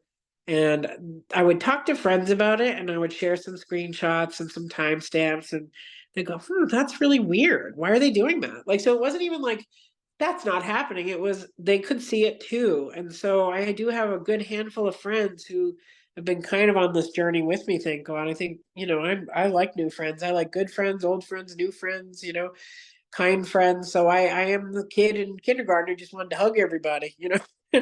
And that's what I came to this with, a pure heart, and I came out of it a lot more jaded and cynical and even sort of bitter. And then I had to transmute a lot of that and just pray for the whole situation, even praying for them to have whatever their come to Jesus moment could be, that they would stop the harassment, and I'm not saying I didn't give as good as I get. I'm not totally innocent in this at all. I mean, I was way outnumbered and I was way outpowered and I was way out wealth, but I wasn't outwitted. I mean, my wit, my humor, my ability to find sort of absurdity in it rather than just be in complete terror, which I was quite a bit in the beginning. But then my ability to start playing with it and going, well, if it's happening anyway, why am I going to walk on eggshells or live in fear? Why wouldn't I just kind of get in the game and play my best game? And to me, hurting children is never a game at all. And I take that extremely seriously. But these people who do it, again, I think they've all been brutalized and abused into the system and exploited and manipulated themselves. So they just see it as an initiation that they all went through. If you want fame, this is the price. It's just your soul. And I just wasn't willing. I wasn't willing. And so I failed all their stupid little tests, thank God, literally. And frankly, they failed mine because I don't think they had character, courage, bravery, integrity, or any kind of divine alignment. What they have is shiny dust collectors, that they have sequins, they have luxury yachts, they have private jets. But do they have a soul? No, I think they sold it. I think they signed it away in a blood contract to Lucifer in exchange for baubles and trinkets. Okay, so that may sound really judgmental to those who are still wanting or needing or hoping to believe that some of them are good. I promise you they're not. They just aren't. They're compromised, they are cruel. They think it's funny. They think it's all a big joke, but it really would. Imagine if you had a kid who had Down syndrome or something. I'm not comparing myself to Down syndrome, but I'm a little bit just giving you an example of the imbalance of power. If a whole bunch of big fucking sorry to swear, but really, like a big bunch of football players came and started picking on a Down syndrome kid, what would you do? People would be up in arms and in outrage. But because it's an outspoken woman who's opinionated, who's vocal, who they somewhat considered attractive or whatever, like the it girl, the new girl, like the vying for attention, whatever, and I'm just really a middle-aged woman. So, but the fresh meat, is kind of the feeling it was. It was so scary, so weird. And like the Down syndrome kid, I just wanted to be friends with people. I wouldn't understand why they were suddenly punching me in the face or in the stomach or in the heart or in the eye. I would just go, I would just be in pain and I would be hurt and betrayed by that. And that's what it felt like. Okay. It felt like just vast bullying that never ended. And the only thing I could do to sort of modify or moderate it was I had a great therapist, I had good friends. And I had my humor, which, I also have a bit of that Irish sarcastic, dark humor that can go back and roast and boom someone and, flame them out. But again, one against hundreds, and people you can't sue them. You can't prove a lot of these things because they're so sneaky about it. It's like, I really believe like Snapchat was invented for pedos. Like, come on, it's a message that disappears right away. So that's some of how they operate. Is it's in their story, so it kind of goes away quickly, and you've seen it. Maybe even if you've taken screenshots of it, you look like the paranoid crazy one who's just stalking these people and trying to form a narrative when in fact you're just trying to, what did my therapist call it? She says it's like you're trying to do perimeter checks. Like a vet will sometimes check the back door a few times, check the alarms are on, because they've been in battle. And so they know that they're just trying to keep themselves safe. And that's all I was ever trying to do in this. I thought I was falling in love. I wasn't. I thought it was sincere. It wasn't. And I didn't feel safe ever. So, yeah. It just shows, the lengths that that they go to try to intimidate somebody into being in their control, and then the coercive ways that people get Yes. entangled in these webs of deception. It's like I was saying, there's the obvious covert, malicious Yeah. ways that you can see with your own eyes that, oh, I'm being attacked and I know it. And then there's the other ways where it just seems like it's like, love bombing, or being, the typical narcissistic abuser. Like those come in really pretty packages. Oh The yeah. narcissist, nobody, you don't know that they're a narcissist until way after the fact most of the time. And that's by design. And Yeah. so it opens up different ways that we can understand how people do get roped up into these, and you're the first person that I've met that has been roped into these systems in the way that you have. And that's Yeah. another reason why your story is important, because I know you're not alone, right? And it's like, I wonder how many people were able to escape it like you were, if there's others like you, or if the fate was different, and most everybody doesn't have the strength that you do, and they end up getting pulled into this and tied into it, and then it's too late. Yeah, and I definitely feel they will bring, again, wherever you have a weakness. So for me, I was and am looking for a life partner. And so I do feel, again, very hard to prove. It's more of a feeling and a gut knowing that Oprah is somewhat of a pimp for the system. So it'd be very, it would make total sense to me that she's kind of throwing me at John Mayer, or at certain points throwing me at Jared Leto, or throwing me at Snoop Dogg, or whoever she thinks that I have a fascination or a little celebrity crush on or a spark for. She's whipping that up. You know what I mean? She's sorry, my hands flying through the screen, but yeah. So she was sort of behind the scenes pulling some strings there, and I don't know if she gets some kind of Yenta points, Yenta Tormenta, Menta, mentor, just a handler, whatever you want to call her. I mean, I call her vile because I don't know how any woman who claims to be any kind of feminist or cares about humanity or whatever her other false BS personas are could treat another fellow human being as she treated me, which was with disregard, disrespect, and complete mockery. So one thing early on, and this is again, I didn't know about Pizzagate. I was really sort of naive and not red pilled at all. But I had said something in one of my posts, and again, at this point, I really pretty much knew they were watching and studying. And so I had said, well, if I were ever president, I would want to have a pajama pizza party on the front lawn of the White House, and I'd paint the whole thing purple. And I was just being kind of whimsical and sassy. Well, the next day, she's like, we're having an impromptu pizza party at my office. And then later, when I knew what pizza was, I was so disgusted by that. Like that here is just an innocent, playful, whimsical post. And I had also in one post joked, like, I'm coming for you, Oprah, I'm taking your throne. And she must have thought that was a serious threat or some kind of invitation to some witchy battle or something. When I literally just meant it like I wanted to sit in the garden and talk about mental health issues, because I feel I have more to offer than God, is gonna forgive me for saying this, but I'm going there. For Jordan Peterson, who is out there, you know, absolutely feels like an Illuminati backed person to me. And his own daughter committed suicide. So that could be either a sacrifice that was deliberate, or there's something shady there of why was she also suicidal when her dad was the mental health expert. No, Yeah, so he doesn't really lead with that, but he has spoken about it and cried about it and stuff. But I find that they gave a lot of my ideas, or he and I are similar, whatever you want to call it. And he is now the front man for a lot of the ideas that I again went around in my Jerry Maguire proposal packet. So he's espousing some of the things I've said, and I'm not absolutely not accusing Jordan Peterson of plagiarizing me. I'm simply saying I think Oprah gave him the beast system, kind of go ahead. Whereas I got the red light, he got the green light, if that makes sense. yeah, that makes total sense. And I want to Yeah. bring up too, um, you had sent me a receipt, and I want to bring it up for people to see. Is Liz that, Gilbert. yeah, so I want people to see like what was being said about you, and like how people were deliberately going out of their way to call you out and to, say things about you, to woo you and to love bomb you. Yeah.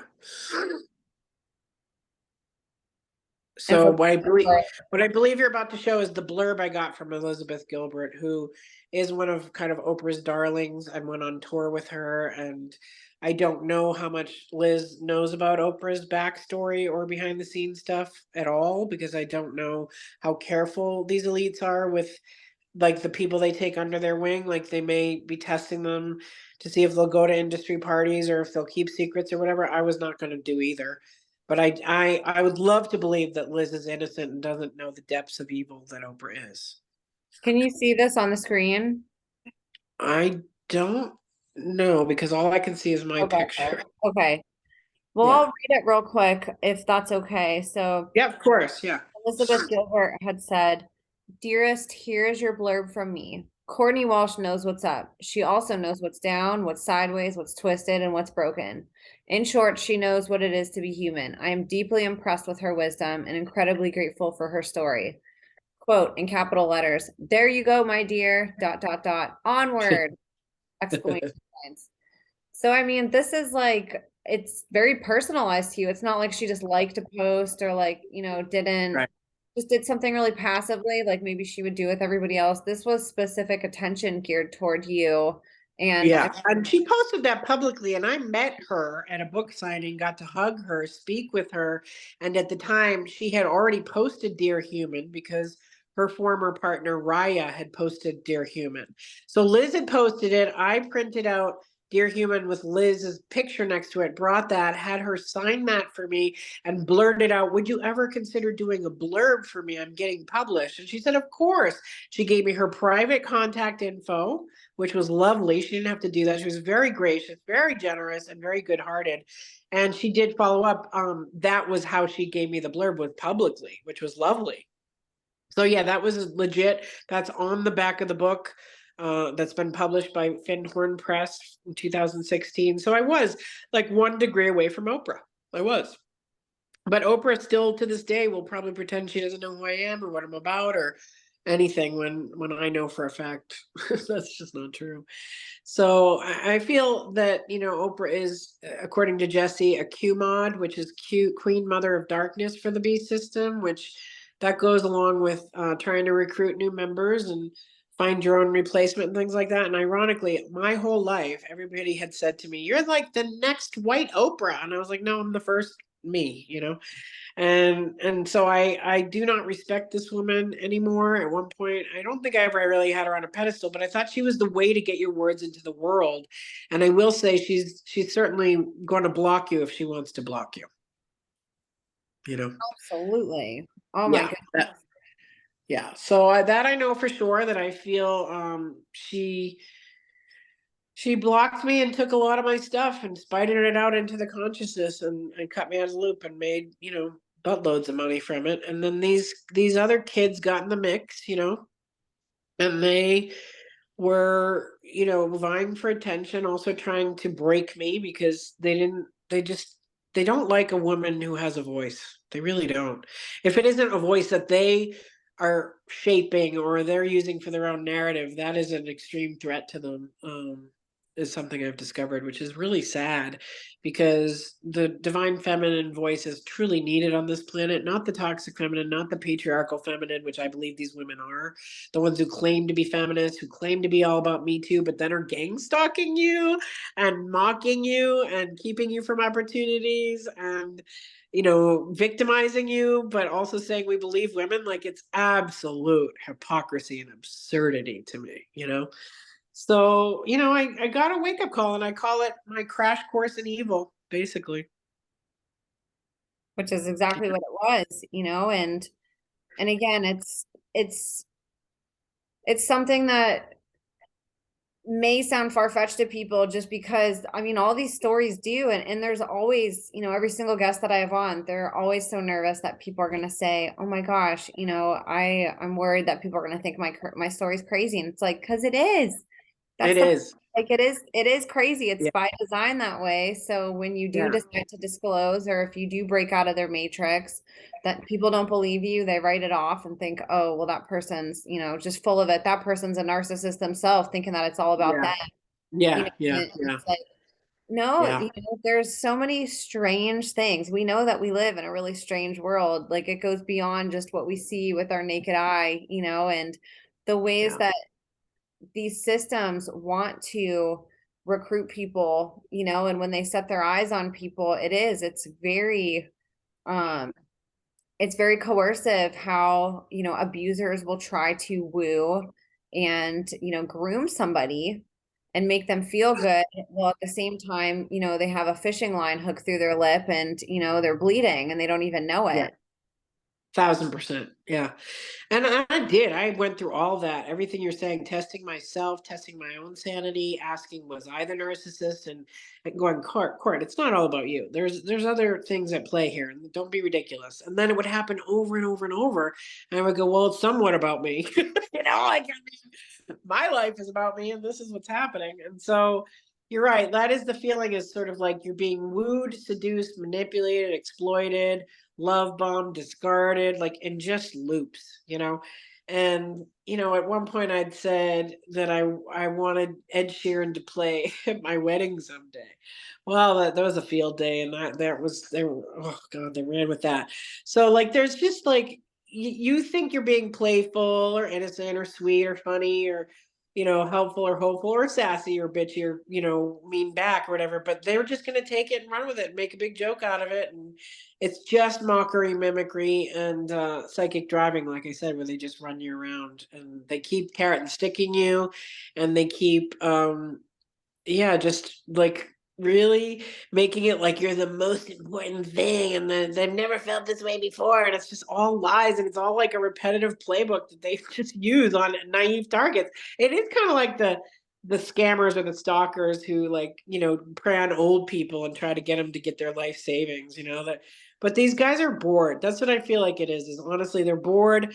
They're also blackmailed and hijacked into a death cult, and that sucks. And so they don't want to be alone in that. I think they want, misery loves company, and they want, other people who are in their little secret club who are, just like, hey, we all know, and if you know, and oh, it's really pathetic, and it's really silly, and it's really immature, and it's cruel, and it's unnecessary. The words I keep coming is like, there used to be a film called Unnecessary Roughness. That's what it is. And like, none of this was needed.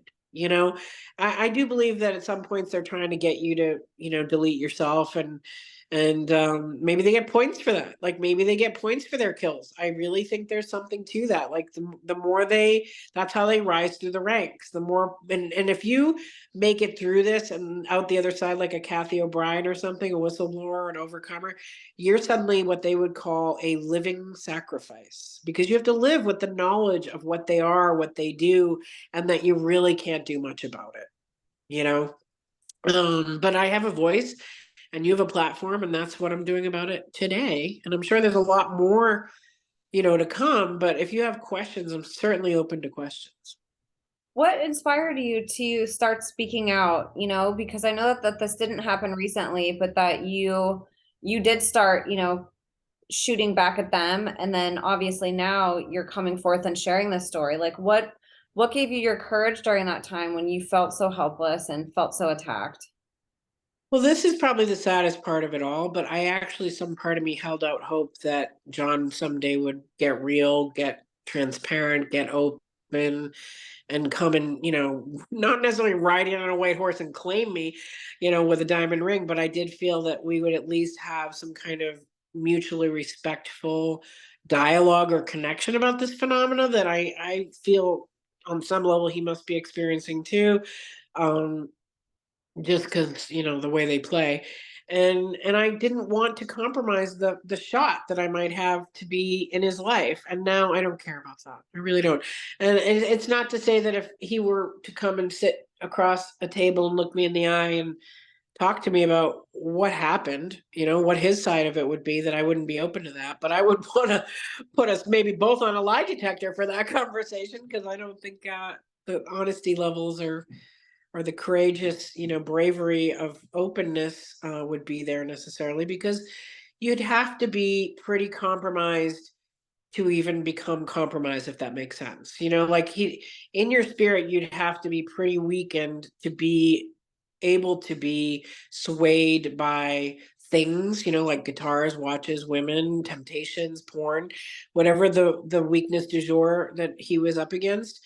And I do feel that Lucifer went hard for him young. And I think 19 again is a code age of when they were first initiated, maybe into those lower levels, and maybe had no idea. A lot of them probably had no idea what was coming, But I think they probably it's like a boiling a frog story. If they do it gradually and they turn the heat up, and then you're dead. And the people who try to whistleblow on this system, who have been initiated and signed and sealed and delivered into it, they're dead. So I was afraid for my life, was a big part of it. I loved John, or I thought I did. I was curated to fall in love with him. And I didn't want to blow it, which is silly and immature. And I look at that and I feel sorry for myself, but I also feel deep compassion for myself because, hello, of course, if any woman would want to be with a rock star, billionaire, cool guy, and they thought they had a shot, then they would want to, see that through, not in some kind of gold digger, clout chaser, fangirl way, because that wasn't my energy and that isn't my vibe. But in a, hey, he could be an interesting, creative, intelligent, funny person as a partner. I was really not even thinking of it as much as being in a power couple, though that crossed my mind for sure. But I actually started in the beginning to like him and to develop sort of an affinity for him. And I felt that even for Jared Leto until I understood some things about him. And Snoop Dogg is like married to his high school sweetheart. So I was like, that's safe. That's safe to have a celebrity crush on Snoop Dogg. And even that got weird. And so they'll just use it against you, and they'll just run you around in circles and make you feel that you have a shot and that there's potential. And there really isn't. There's just games and lies and hiding and throwing rocks at your window, but never actually climbing the ladder. Yes, absolutely. And what were some of you mentioned a few examples of some things that they would do to you. What were some Yeah. of the things that you can remember that induced like the most anxiety or fear? Were there certain memories that stand out to you that were like extra, Yeah. felt extra violating or extra invasive? Yes, I will say that's the This Is Us story. You know that show, This Is Us? Do you know that one? Yeah. Okay. I don't watch So it, but I know what it is. yeah, so one of the things that like they do is if you like a particular show or you like a certain band or whatever, though, suddenly that will show up and they're playing, your songs or whatever after you've mentioned that you like them or something. So this, I had mentioned I like This Is Us, or I had it in my preferences and my favorites, and I was kind of going onto some of the show people's sites and writing some comments and stuff. And so then I had a therapy session with my therapist, and we were talking about an incident that happened in my life. Now, this is a private phone call with my therapist, okay? We're talking about an incident that happened in my life where when I was about 15 years old, I was sick of my parents fighting, and I made my mom get out her wedding dress, and my dad was like in a jacket and tie with his t-shirt and his boxers, and she had the like messy bedhead with her wedding dress, and we got some silk flowers, and I said, we're going to renew your vows in this living room, and I'm going to remind you why you guys fell in love in the first place, because you don't talk to each other or act like people who love each other. And then I almost sort of like 15, right, shamed him into it because I was just sick of their bickering, sick of their fighting, sick of their vibe, everything. And so we did a mock wedding in the living room. So I told that story to my therapist. Well, that story ended up in an episode of This Is Us. And it's littler kids, but same thing. They make their parents who've been bickering and fighting get in their wedding gear, and they had a mock wedding in the living room. So to me, that was incredibly specific, bizarre, and freakish, and yes, terribly frightening of, oh, they're letting you know they're listening to your therapy conversations, your private phone calls with your therapist. So that was Oh creepy. my Yeah. gosh. Yeah. And it ruined the show for me, of course, because then you could almost tell like if there was something that you liked, they wanted to ruin it. Birthdays, big time. They love to ruin birthdays. Oh my God. I can't remember anything specifically from that either. I just remember feeling a heightened sense of doom and stress around the birthday, that they would be highly celebrating other people that week and being like, happy birthday, happy birthday. Happy birthday is a phrase they use a lot, and welcome home is a phrase they use a lot, which is creepy. And then they talk about the family, as in like, don't go against the family, as in almost like mafia, street gang, Illuminati, the B system, the Masons, they all call themselves the family, which is super, super creepy, right? Because it's a cult. Call it what it is. It's a cult. So there were things like that. There were things that like were so surreal that you couldn't believe your eyes. You couldn't believe what you were witnessing. You couldn't believe how diabolical and sneaky and sort of slimy and shady the tactics were to try to gaslight you, try to gang stalk you, try to make you feel off your rocker and under just heavy surveillance. Ooh, yeah, I can't even imagine what that was like. Did you ever Yeah, have, did any of those people ever reach out and try to make amends with you, or was it literally you against everybody for the most part? no, I don't think they ever would because of their weird vow of silence, right? Like uh, Freemason, Satanic, Illuminati members are bound by a vow of silence to each other, and that if they've ever get in trouble, they will do a signal of distress. And they all have to jump in and help each other. So that's, I think, some of it is, hey, our brother John Mayer's in trouble. So this bitch is attacking him. Let's go get her. It felt like that, honestly. And the more you're on to them and the more you call them out and the more you see through them, they kind of turn up the heat and stuff on that. Um, but no, I mean, at this point, it's not that I don't care about living or dying. It's just that I don't want to be silenced, bullied, or intimidated, or threatened, or used and exploited for my ideas anymore without compensation or acknowledgement. And they're not going to do it because they're the we didn't do anything wrong camp. That's what that is actually an expression they use over and over and over, is I did nothing wrong. Charles Manson said that. Ghislaine Maxwell said that. Actually, Trump has said that very recently. I've done nothing wrong. Martha Stewart said that when she got arrested. I've done nothing wrong. That is what they feel. They do not believe that anything, they believe everything they do is justified in some kind of twisted way. They rationalize it. I'm a peon to them, right? I'm an expendable. I'm what the B system would call profane because I didn't attain the levels of success and mastery and those upper, levels of secrecy and the rituals and the sacrifice and blackmail. Like I'm not one of them. So they do not feel that they need to, apologize for this. I never made it into the ranks. I'm a failed recruit, is probably how they would see it. They're the generals. I'm the peon who's like scrubbing the toilets with the toothbrush. So they have such a contempt for your regular non-famous person who doesn't make those quote unquote sacrifices that they really look down on you. And they don't see you even as human. They have no empathy, like ever. And they would never admit to wrongdoing because that would put their wealth at jeopardy, their reputation at jeopardy, and they would have to admit wrongdoing. They would have to admit that, okay, it went too far, or yeah, we shouldn't have done that. They would have to look bad, and they're extremely image oriented, and it really comes down to that they don't think they've done anything wrong. That then to them maybe it was all in good fun and I'm overreacting or exaggerating how bad it was, but it's one person and it's hundreds of famous wealthy people who are, doing the mockery and the mimicry. So I don't think any of that was right. There's no justice to it. There are many crimes associated with it, actually. There's emotional damages, there's loss of income, there's harassment, there's intimidation, bullying, abuse of power. Like these are actual crimes.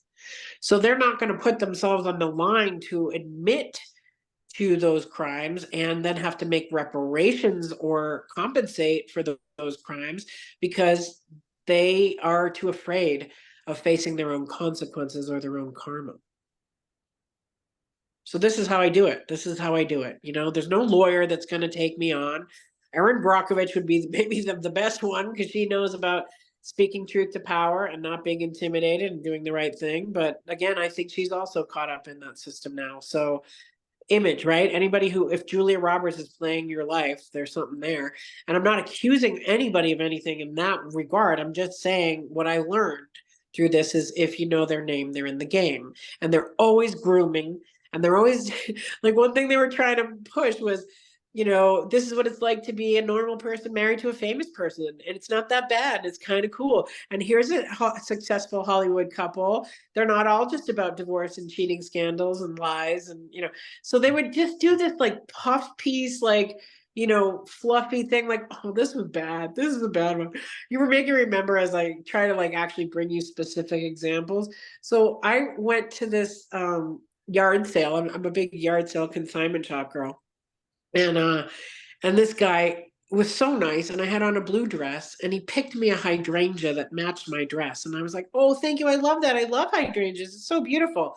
So I put up a little snippet about it, a photo, something, the anecdote that this guy picked this flower for me.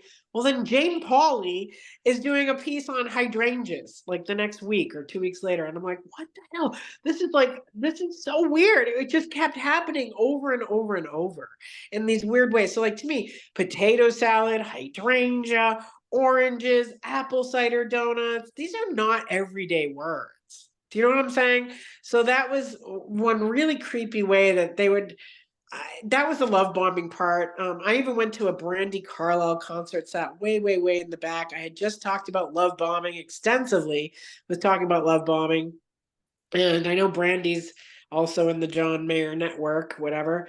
And she started introducing this one woman. She goes, we call her the love bomber. And I'm like, no way are you saying that right now when I just wrote about it like and talked about it. Oh, So like I'm at a concert and Brandy Carlisle is saying love bomber after that's something I've just been talking about. And then also like early on, I forgot to tell you this.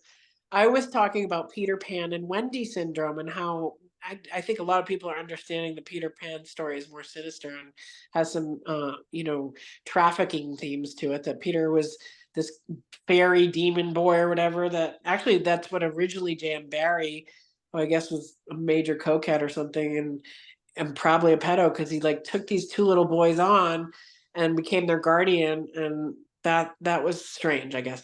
So anyway, if you look into the Peter Pan story, you're going to see kind of what I'm saying. But earlier on in this whole phenomena, when John and I were just like almost like little shy flirting and sending darts across the universe at each other through Instagram and Facebook and stuff, I was talking about how no woman wanted to be a Wendy and have to sew on some Peter Pan perpetual never going to grow up, kid's shadow and do the emotional labor of that and stuff. And well, then there was a lot of Peter Pan themes. Like they actually dug up freaking, no offense to her, but Sandy Duncan. They're interviewing Sandy Duncan about how she was Peter Pan 40 years ago. Like, why? Why now? So there's just so many coincidental, synchronistic things that after a while you can't dismiss it as anything other than there's some, planning here and strategy. absolutely. Yes, girl, you're so right with all of that, and you articulate it so well. And I had one more question for you before maybe we start tying up. How did you, I guess, get out of this? And were there any repercussions that you suffered after walking away from this scheme that they spent so much time and energy luring you into? I think one way I got out of it, and I wouldn't honestly, I'm going to be really honest. I don't think I'm all the way out of it, and I think this might actually rip some band-aids and stir some pots, but how I feel I mentally and emotionally and spiritually got out of it was through a lot of therapy, through working a lot, and again, like sort of counseling people who've been through far worse than anything you've ever been through is actually very cathartic and therapeutic, because you do compare, you go, oh God, well, thank God that didn't happen to me when I was 5, or you know what I mean? And so that was sort of a healing thing, is that I was able to be there for people who were suffering, even though I was suffering. That was beautifully healing for me. My own therapist helped me sort of unpack and unthread a lot of it, and move away from it. So I had to stop being so engaged with it. And so, like really playing with it so heavily. So I had developed other interests. I've always been a swimmer, so I love to swim. Swimming keeps me in that happy place. And I've worked on my health, my body, my nutrition, and I did so I've been in and out of weight loss and up and down and around. That's one thing I guess Oprah and I do have in common. I've been, to Weight Watchers. My mom took me when I was 9 for the first time. So I did develop what I would consider a milder sort of eating disorder that just plagued me my whole life, off and on, up and down, skinny, fat, whatever. And I'm not shaming anybody for their health journey, but mine was just, derailing me. So I did a program that was called the La Luna program, actually, here in Colorado. And that was like a very intensive program where you're kind of unpacking your own themes and doing your own shadow work around your relationship to food and to your body and to intimacy. And it was a great group, and I really loved the program, and it helped me a ton. And that was fairly recent. So just developing other areas instead of being so obsessed about famous people, because like it got boring. Honestly, they're so boring. They're so flat thinkers, as Kathy O'Brien calls them, and they get really repetitive, and they're not creative or original, most of them. So I just started to lose interest in whatever they were going to try to do. Or I even at one point was going to get these. Well, I did get these noise canceling headphones. So this one restaurant and this one place I would go that I know they knew I was going frequently, and the soundtrack stuff would happen. I would just be like, I'm going to tune it out. I'm not going to be hijacked by that and think about the lyrics and what they mean for the rest of the day. So I just shifted around that. I shifted more to out of cyber world and more to tangible sort of nature, friends, kids, dogs, like pure energy, things that were pulling me out of that demonic temptation realm of, the fame and the glitter and the glory. And when I just kept seeing over and over and over again how truly sad these people are, that there's this grotesque energy of black humor that happens, or dark humor that happens, like the Bob Saget roast is one of the grossest things I've ever experienced in my life. Just watching that broke my heart into a million pieces. And I have a great sense of humor. And I do even have a dark and somewhat twisty sense of humor. But to me, making rape jokes about toddlers is not ever going to be funny to me, right? Or just anything that came out around his, what I believe most people understand as murder, was scary, So I think when Bob Saget was, doorknobbed or bathtubed or whatever the heck they do them, bat to the head, I don't know. And I'm not trying to be cruel to, his people who care about him, but I think there's some stuff there. And he'd been wearing a Shriner's hat like a month or so before he kind of got whacked. And that's one of John's best friends, right? So when that happened, I thought, really, birds of a feather do flock together. And I really don't like his friends. And is that something, even if there was a real chance, would I ever get past that? Because I don't like his friend Andy Cohen. I think that guy's absolute slime. But they're in love, apparently. That's the new thing from what you sent me. So I mean, I do wish. It's so stupid. So I mean, I feel like if you were, a 20 or a 52-year-old woman stumbling into a frat house is what it has always felt like. I've often said I do feel like the substitute teacher who's in with the detention kids. And I'm not putting myself on a pedestal and putting them down and whatever they're at in their consciousness, but that was the feeling I had on the maturity levels of the strategies and games and bullshit they played. So I don't think I'm out all the way, because there's after effects, there's PTSD that will never leave me. There's confusion and chaos, which they wanted to sort of, bring out within me, that will never fully heal. But what I do feel is happening is, as I wrote things down too, that's another thing that Kathy O'Brien suggests to any survivor or overcomer of trauma in any way, is to write things down. And that right there has been my catharsis, my salvation, my tool, my kind of sword, my weapon, my shield, and my storytelling, device is writing.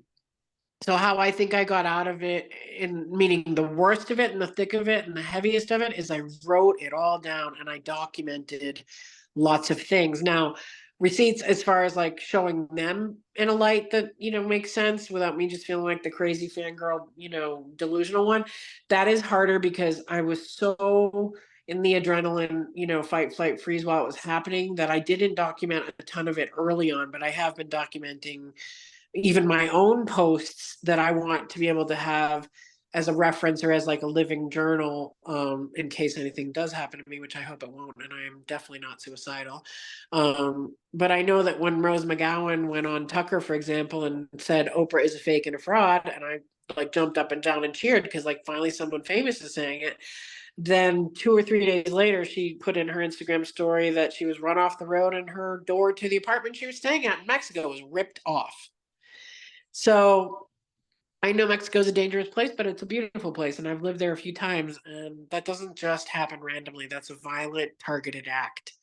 So you go on Tucker Carlson, and then within a week, you run off the road and your car is ripped off your apartment door. I do somewhat fear retribution in that regard because there's a lot of thugginess that goes on with this. There's a lot of trying to silence people. We know about Isaac Cappy. We know about all of them who, when you do stumble into this viper's den or bee's nest or bee's hive, whatever, you definitely, you want to back out quickly and you want to go, I surrender, I'm not going to tell.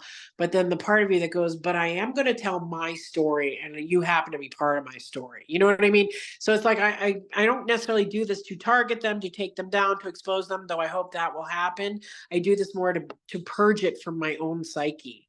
That's another way I heal, is actually kind of giving someone else the story, confessing my part in it, repenting even my part in it, because I am complicit in my own, torment and targeting, but I also was one and they were many. And they abuse their power. They abuse their power, their platform, their privileges, and my goodwill. So it's that whole thing of don't mistake my kindness for weakness, and don't think I don't see you, you know? Amen, girl. You're a force to be reckoned with. They definitely didn't anticipate your feistiness and your commitment to not give up, and how many times you will keep getting up after you were pushed down. Those are Yeah, things. in fact, that's funny you say that because that's one of the songs they put on This Is Us. After I posted Chumbawamba, I get knocked down, I get up again. They posted that in another episode of This Is Us too. So if I had a lawyer who would take on This Is Us, I would be suing This Is Us. I would be suing the Friends cast. I would be suing Will and Grace. Like, they took a lot of things that I loved and they just shit on them. That's what they do. They twist it all around on you, and they just make it really, they put little Easter eggs and everything, like Swiftie, Taylor Swift, she's a big one for Easter eggs. Haven't even listened to any of her albums. I know Shake It Off, I know a few others, they all sound the same to me, and they all seem like these whiny diss songs. And I'll tell you, I do believe she was one of his first recruits, meaning John Mayer, and I do believe she'll never get over it. I think she hates him with a passion that is unrivaled. And I think that a lot of her songs are about him, actually.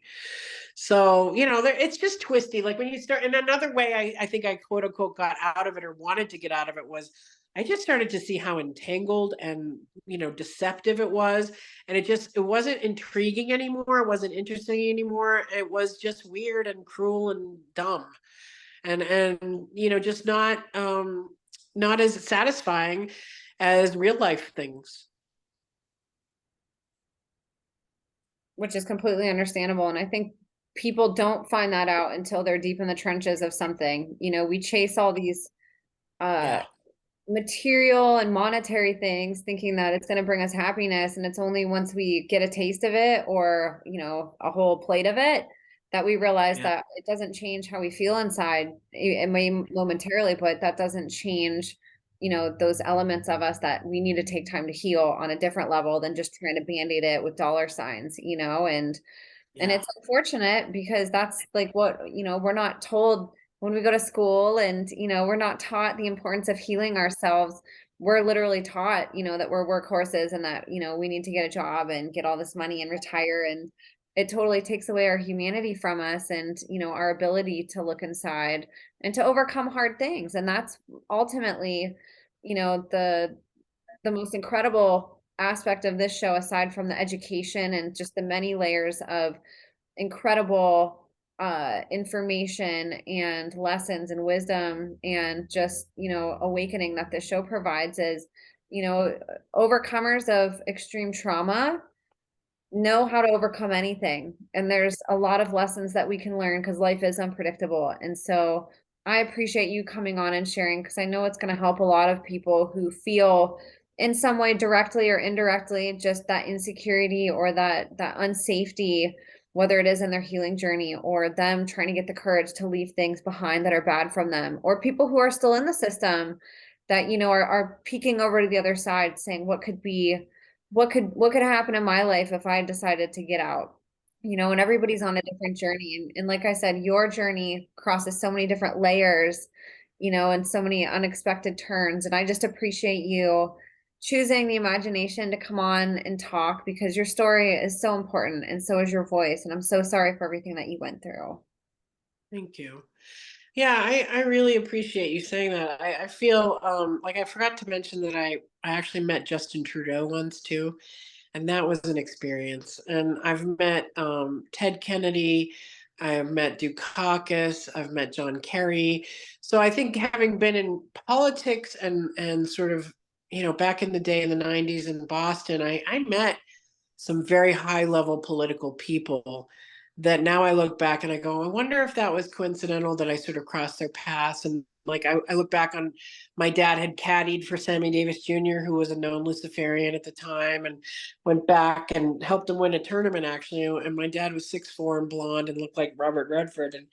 And so I feel like I wonder if our family's always been a little bit under some kind of surveillance, because my nana worked at Harvard Medical. Harvard's a big thing in the B system. Yeah. You know, the Boston College Jesuit connection, the gifted and talented. So I don't think that I haven't been under some kind of, you know, watch, you know, for my whole life, but I think it really ramped up in the last several years, I would say, right? So I think the getting out and being able to get out and find your voice and find your place and find your story and find your tribe and your people, it takes time. It certainly does not happen overnight, because there is always a little part of you, if we're honest, that is still somewhat dazzled by these the false shine of these people, and the games they play are incredibly clever but not very wise, you know. So you get caught up in the banter, you get caught up in the image of things, and then you get bored. You get bored with it. Hopefully you get bored and you don't keep being dazzled or mystified or fooled or tricked, because the deception is just, you know, that's what they do, is deceive and deceive and deceive and lie and invert. And I feel lately, and I don't know if other people are feeling this, but they're not even mixing as many truths in with the lies. It's just straight up lies now. And it used to be that they would kind of keep you guessing and moving around the board by mixing in a few little truths with a whole lot of lies. Now it just doesn't feel like there's a whole lot of truths at all.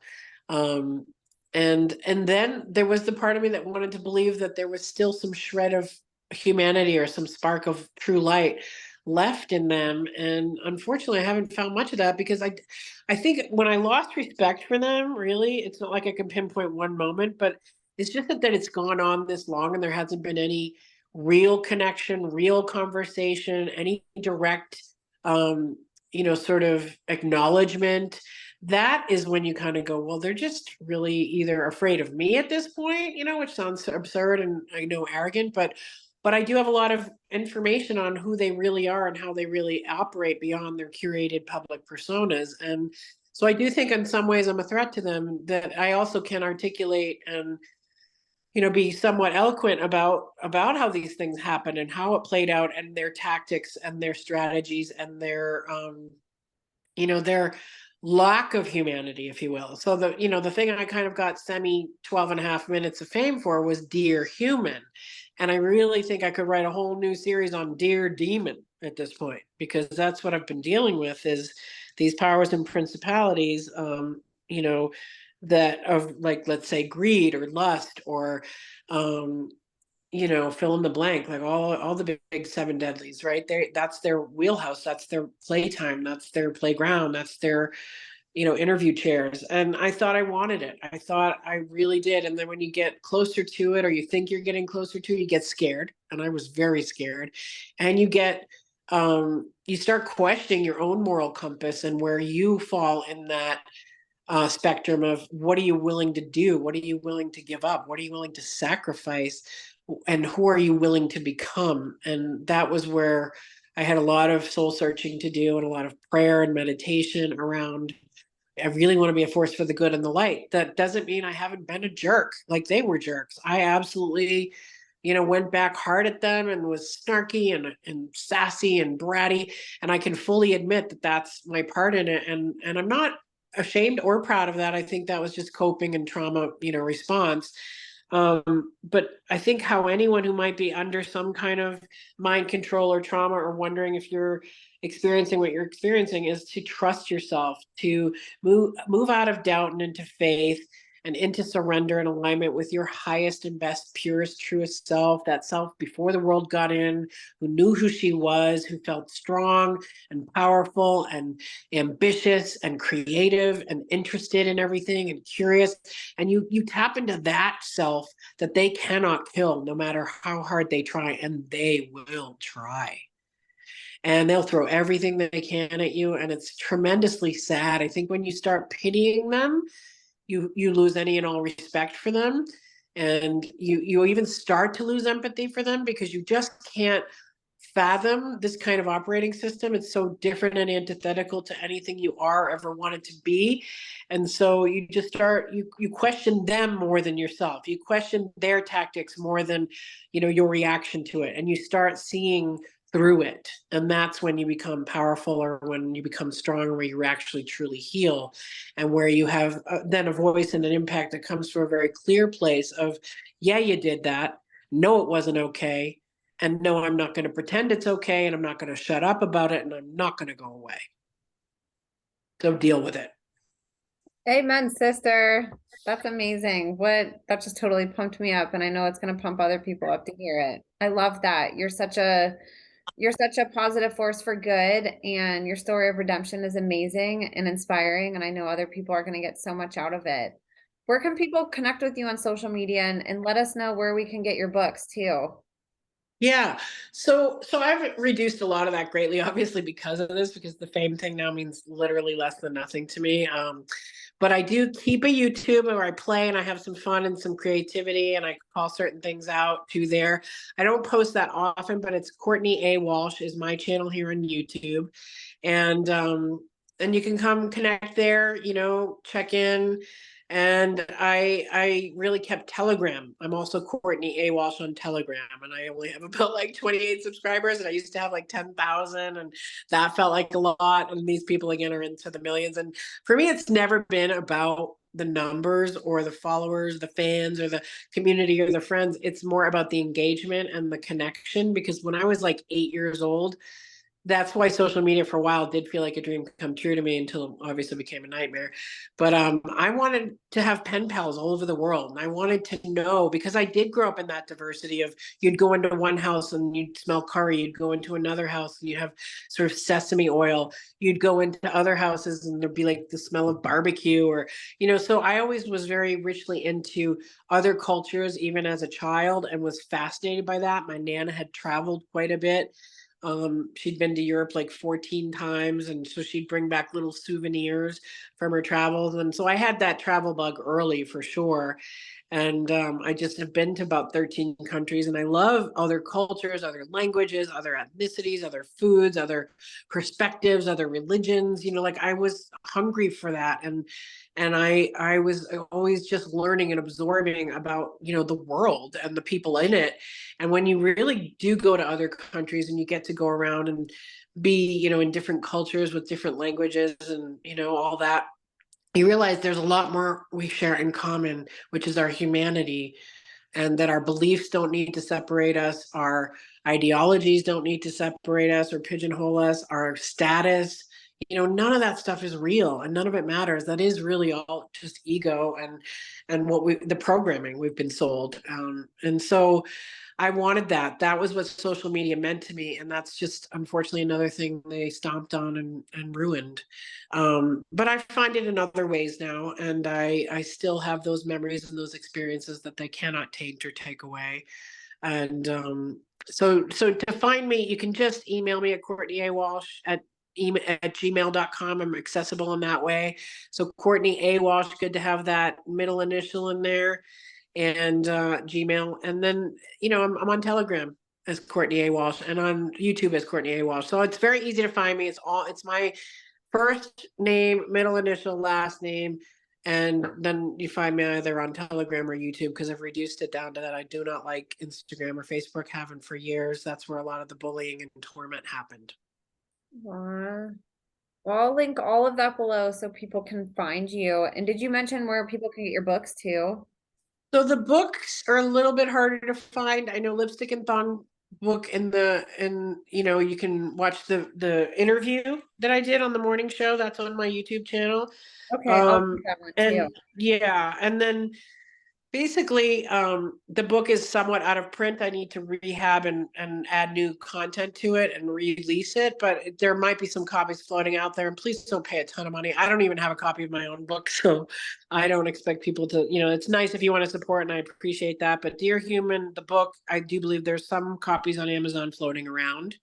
And if anybody is really motivated and wants to use that book for sort of a teaching material, it did get into the first year experience, which is a college catalog, and that was a cool thing. And then it's been in German Advent calendars, and that's a cool thing. So if anybody wants to use the Dear Human PDF for educational purposes and is willing to sort of make some kind of donation, I'm willing to work with people on that too, because at this point it is somewhat out of print and a little harder to find.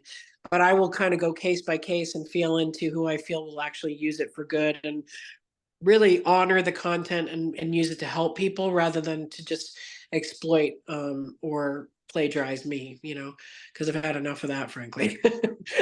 But yeah, but I'm willing to do that. If there's someone who has like a women's shelter or something where they would like, a copy of at least the meme or something, that's always just, it's so findable now, and there's a lot of fair use and common, whatever on that. So I'm not going after everybody who's like, plagiarizing, but it is nice if people want to make just a small donation, because it does help. One of the ways they target people is to try to make your housing situation really hard, your ability to earn income really hard. So I'm not out there, monetizing or looking for donations necessarily, but if there would be a nice exchange, if people want to use the materials for, groups or whatever, a book club, there's lots of applications it could be used for, because I do feel that Lipstick and Thongs in particular is on lulu.com. That one's great if people are trying to come out the other side of suicidal experiences. And then the Dear Human one is more about unconditional love, and it kind of unpacks the ideas in the meme, which if we get to do this again, which I hope we will, I will start off by reading Dear Human, because there's something nice, I think, about reading an author reading their own work, Absolutely. Yes, I would love that. And I appreciate you, Courtney. I'm going to link everything below so people can follow you on social media, connect with you, obviously support your work. I encourage people to always donate to the guests on this show. You know right where your money's going, and you're not contributing to some third party, business or nonprofit that may take that money and throw it in their salary check. So please go support Courtney. Obviously, she's put a lot of time and effort into all of this, and it's always awesome when people author books.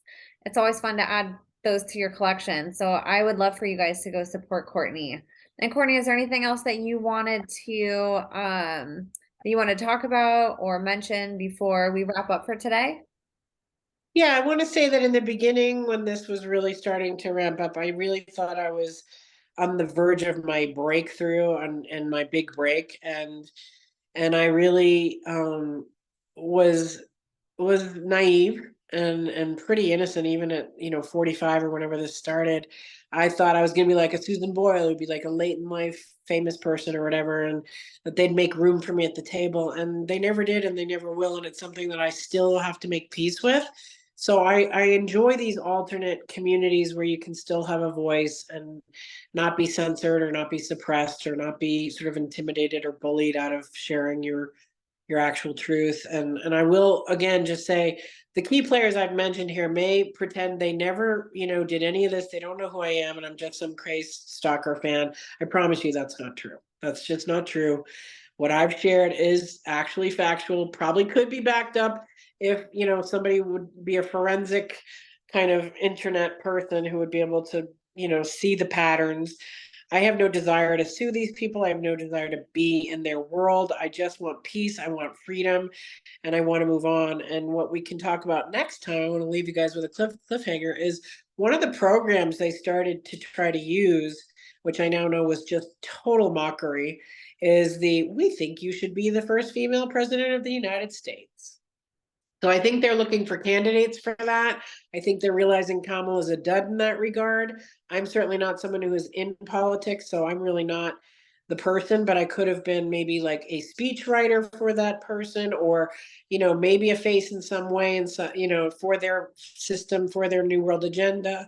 And because I'd written some phrase about universal consciousness, I think they thought that I would be aligned with their ideals, but they're in no way will I ever bend over for Lucifer. It's just not happening in this life or any others.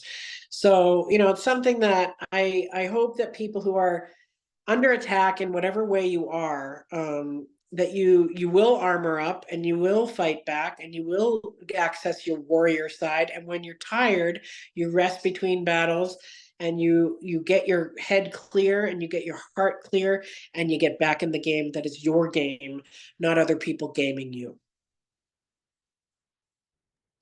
Amen, sister. Words of wisdom right there, coming out the other side on top. I'm so proud of you, and I'm so grateful that you came on to share today, Courtney. This was an honor to have you on. Thank you. It was great. It was a lot of fun. I mean, I know fun is probably a weird word for this heavy stuff, but You made the best of we it. do. Yeah, we do, exactly. So thank you again. And I would like to talk more about that. What would it have meant for my life to be a female president in a country that's never had one, that sort of, really is maybe in many ways not ready for one, and what my thoughts are if I were to become president, and how I would change things. We could talk about that, because I feel that could be valuable to just have a voice in the mix that is outside of this system and can see through it and has really understood a lot of their tactics and how they play and where we could go as humanity. I don't actually want to be the president. Let me be clear about that. But I think a powerful leader who has a strong feminine voice, who hasn't had a lot of skeletons in her closet, and who really does actually have humanity's best interest at heart. I don't think we've ever had such a person.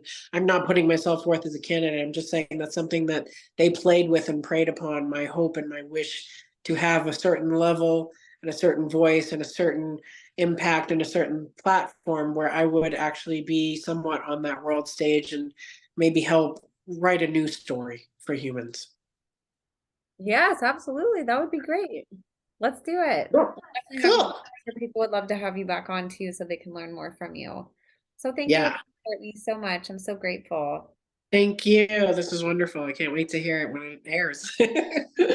And for people listening, like I said, I'm going to link everything below in the show notes. So whether you're on Spotify, iTunes, whether you're on YouTube, BitChute, wherever you find this, just literally go down in the show notes. All the links, they turn into a hyperlink on every platform. So you can literally just go click it. So please go support Courtney. It would mean the world to me. Donate to her if you can. And at the very least, check out her books and share them with other people that you think could find value.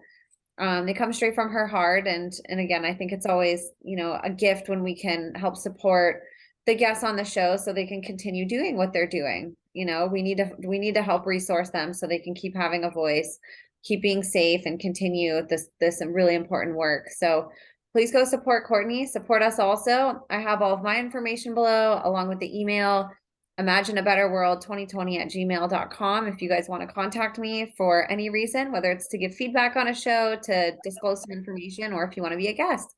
So please get in contact with us as well. And thank you so much for your support, guys. It means the world to me. I couldn't do this without you, and I'm so grateful for all of you. So without further ado, you guys, we will see you guys next week, and God bless you.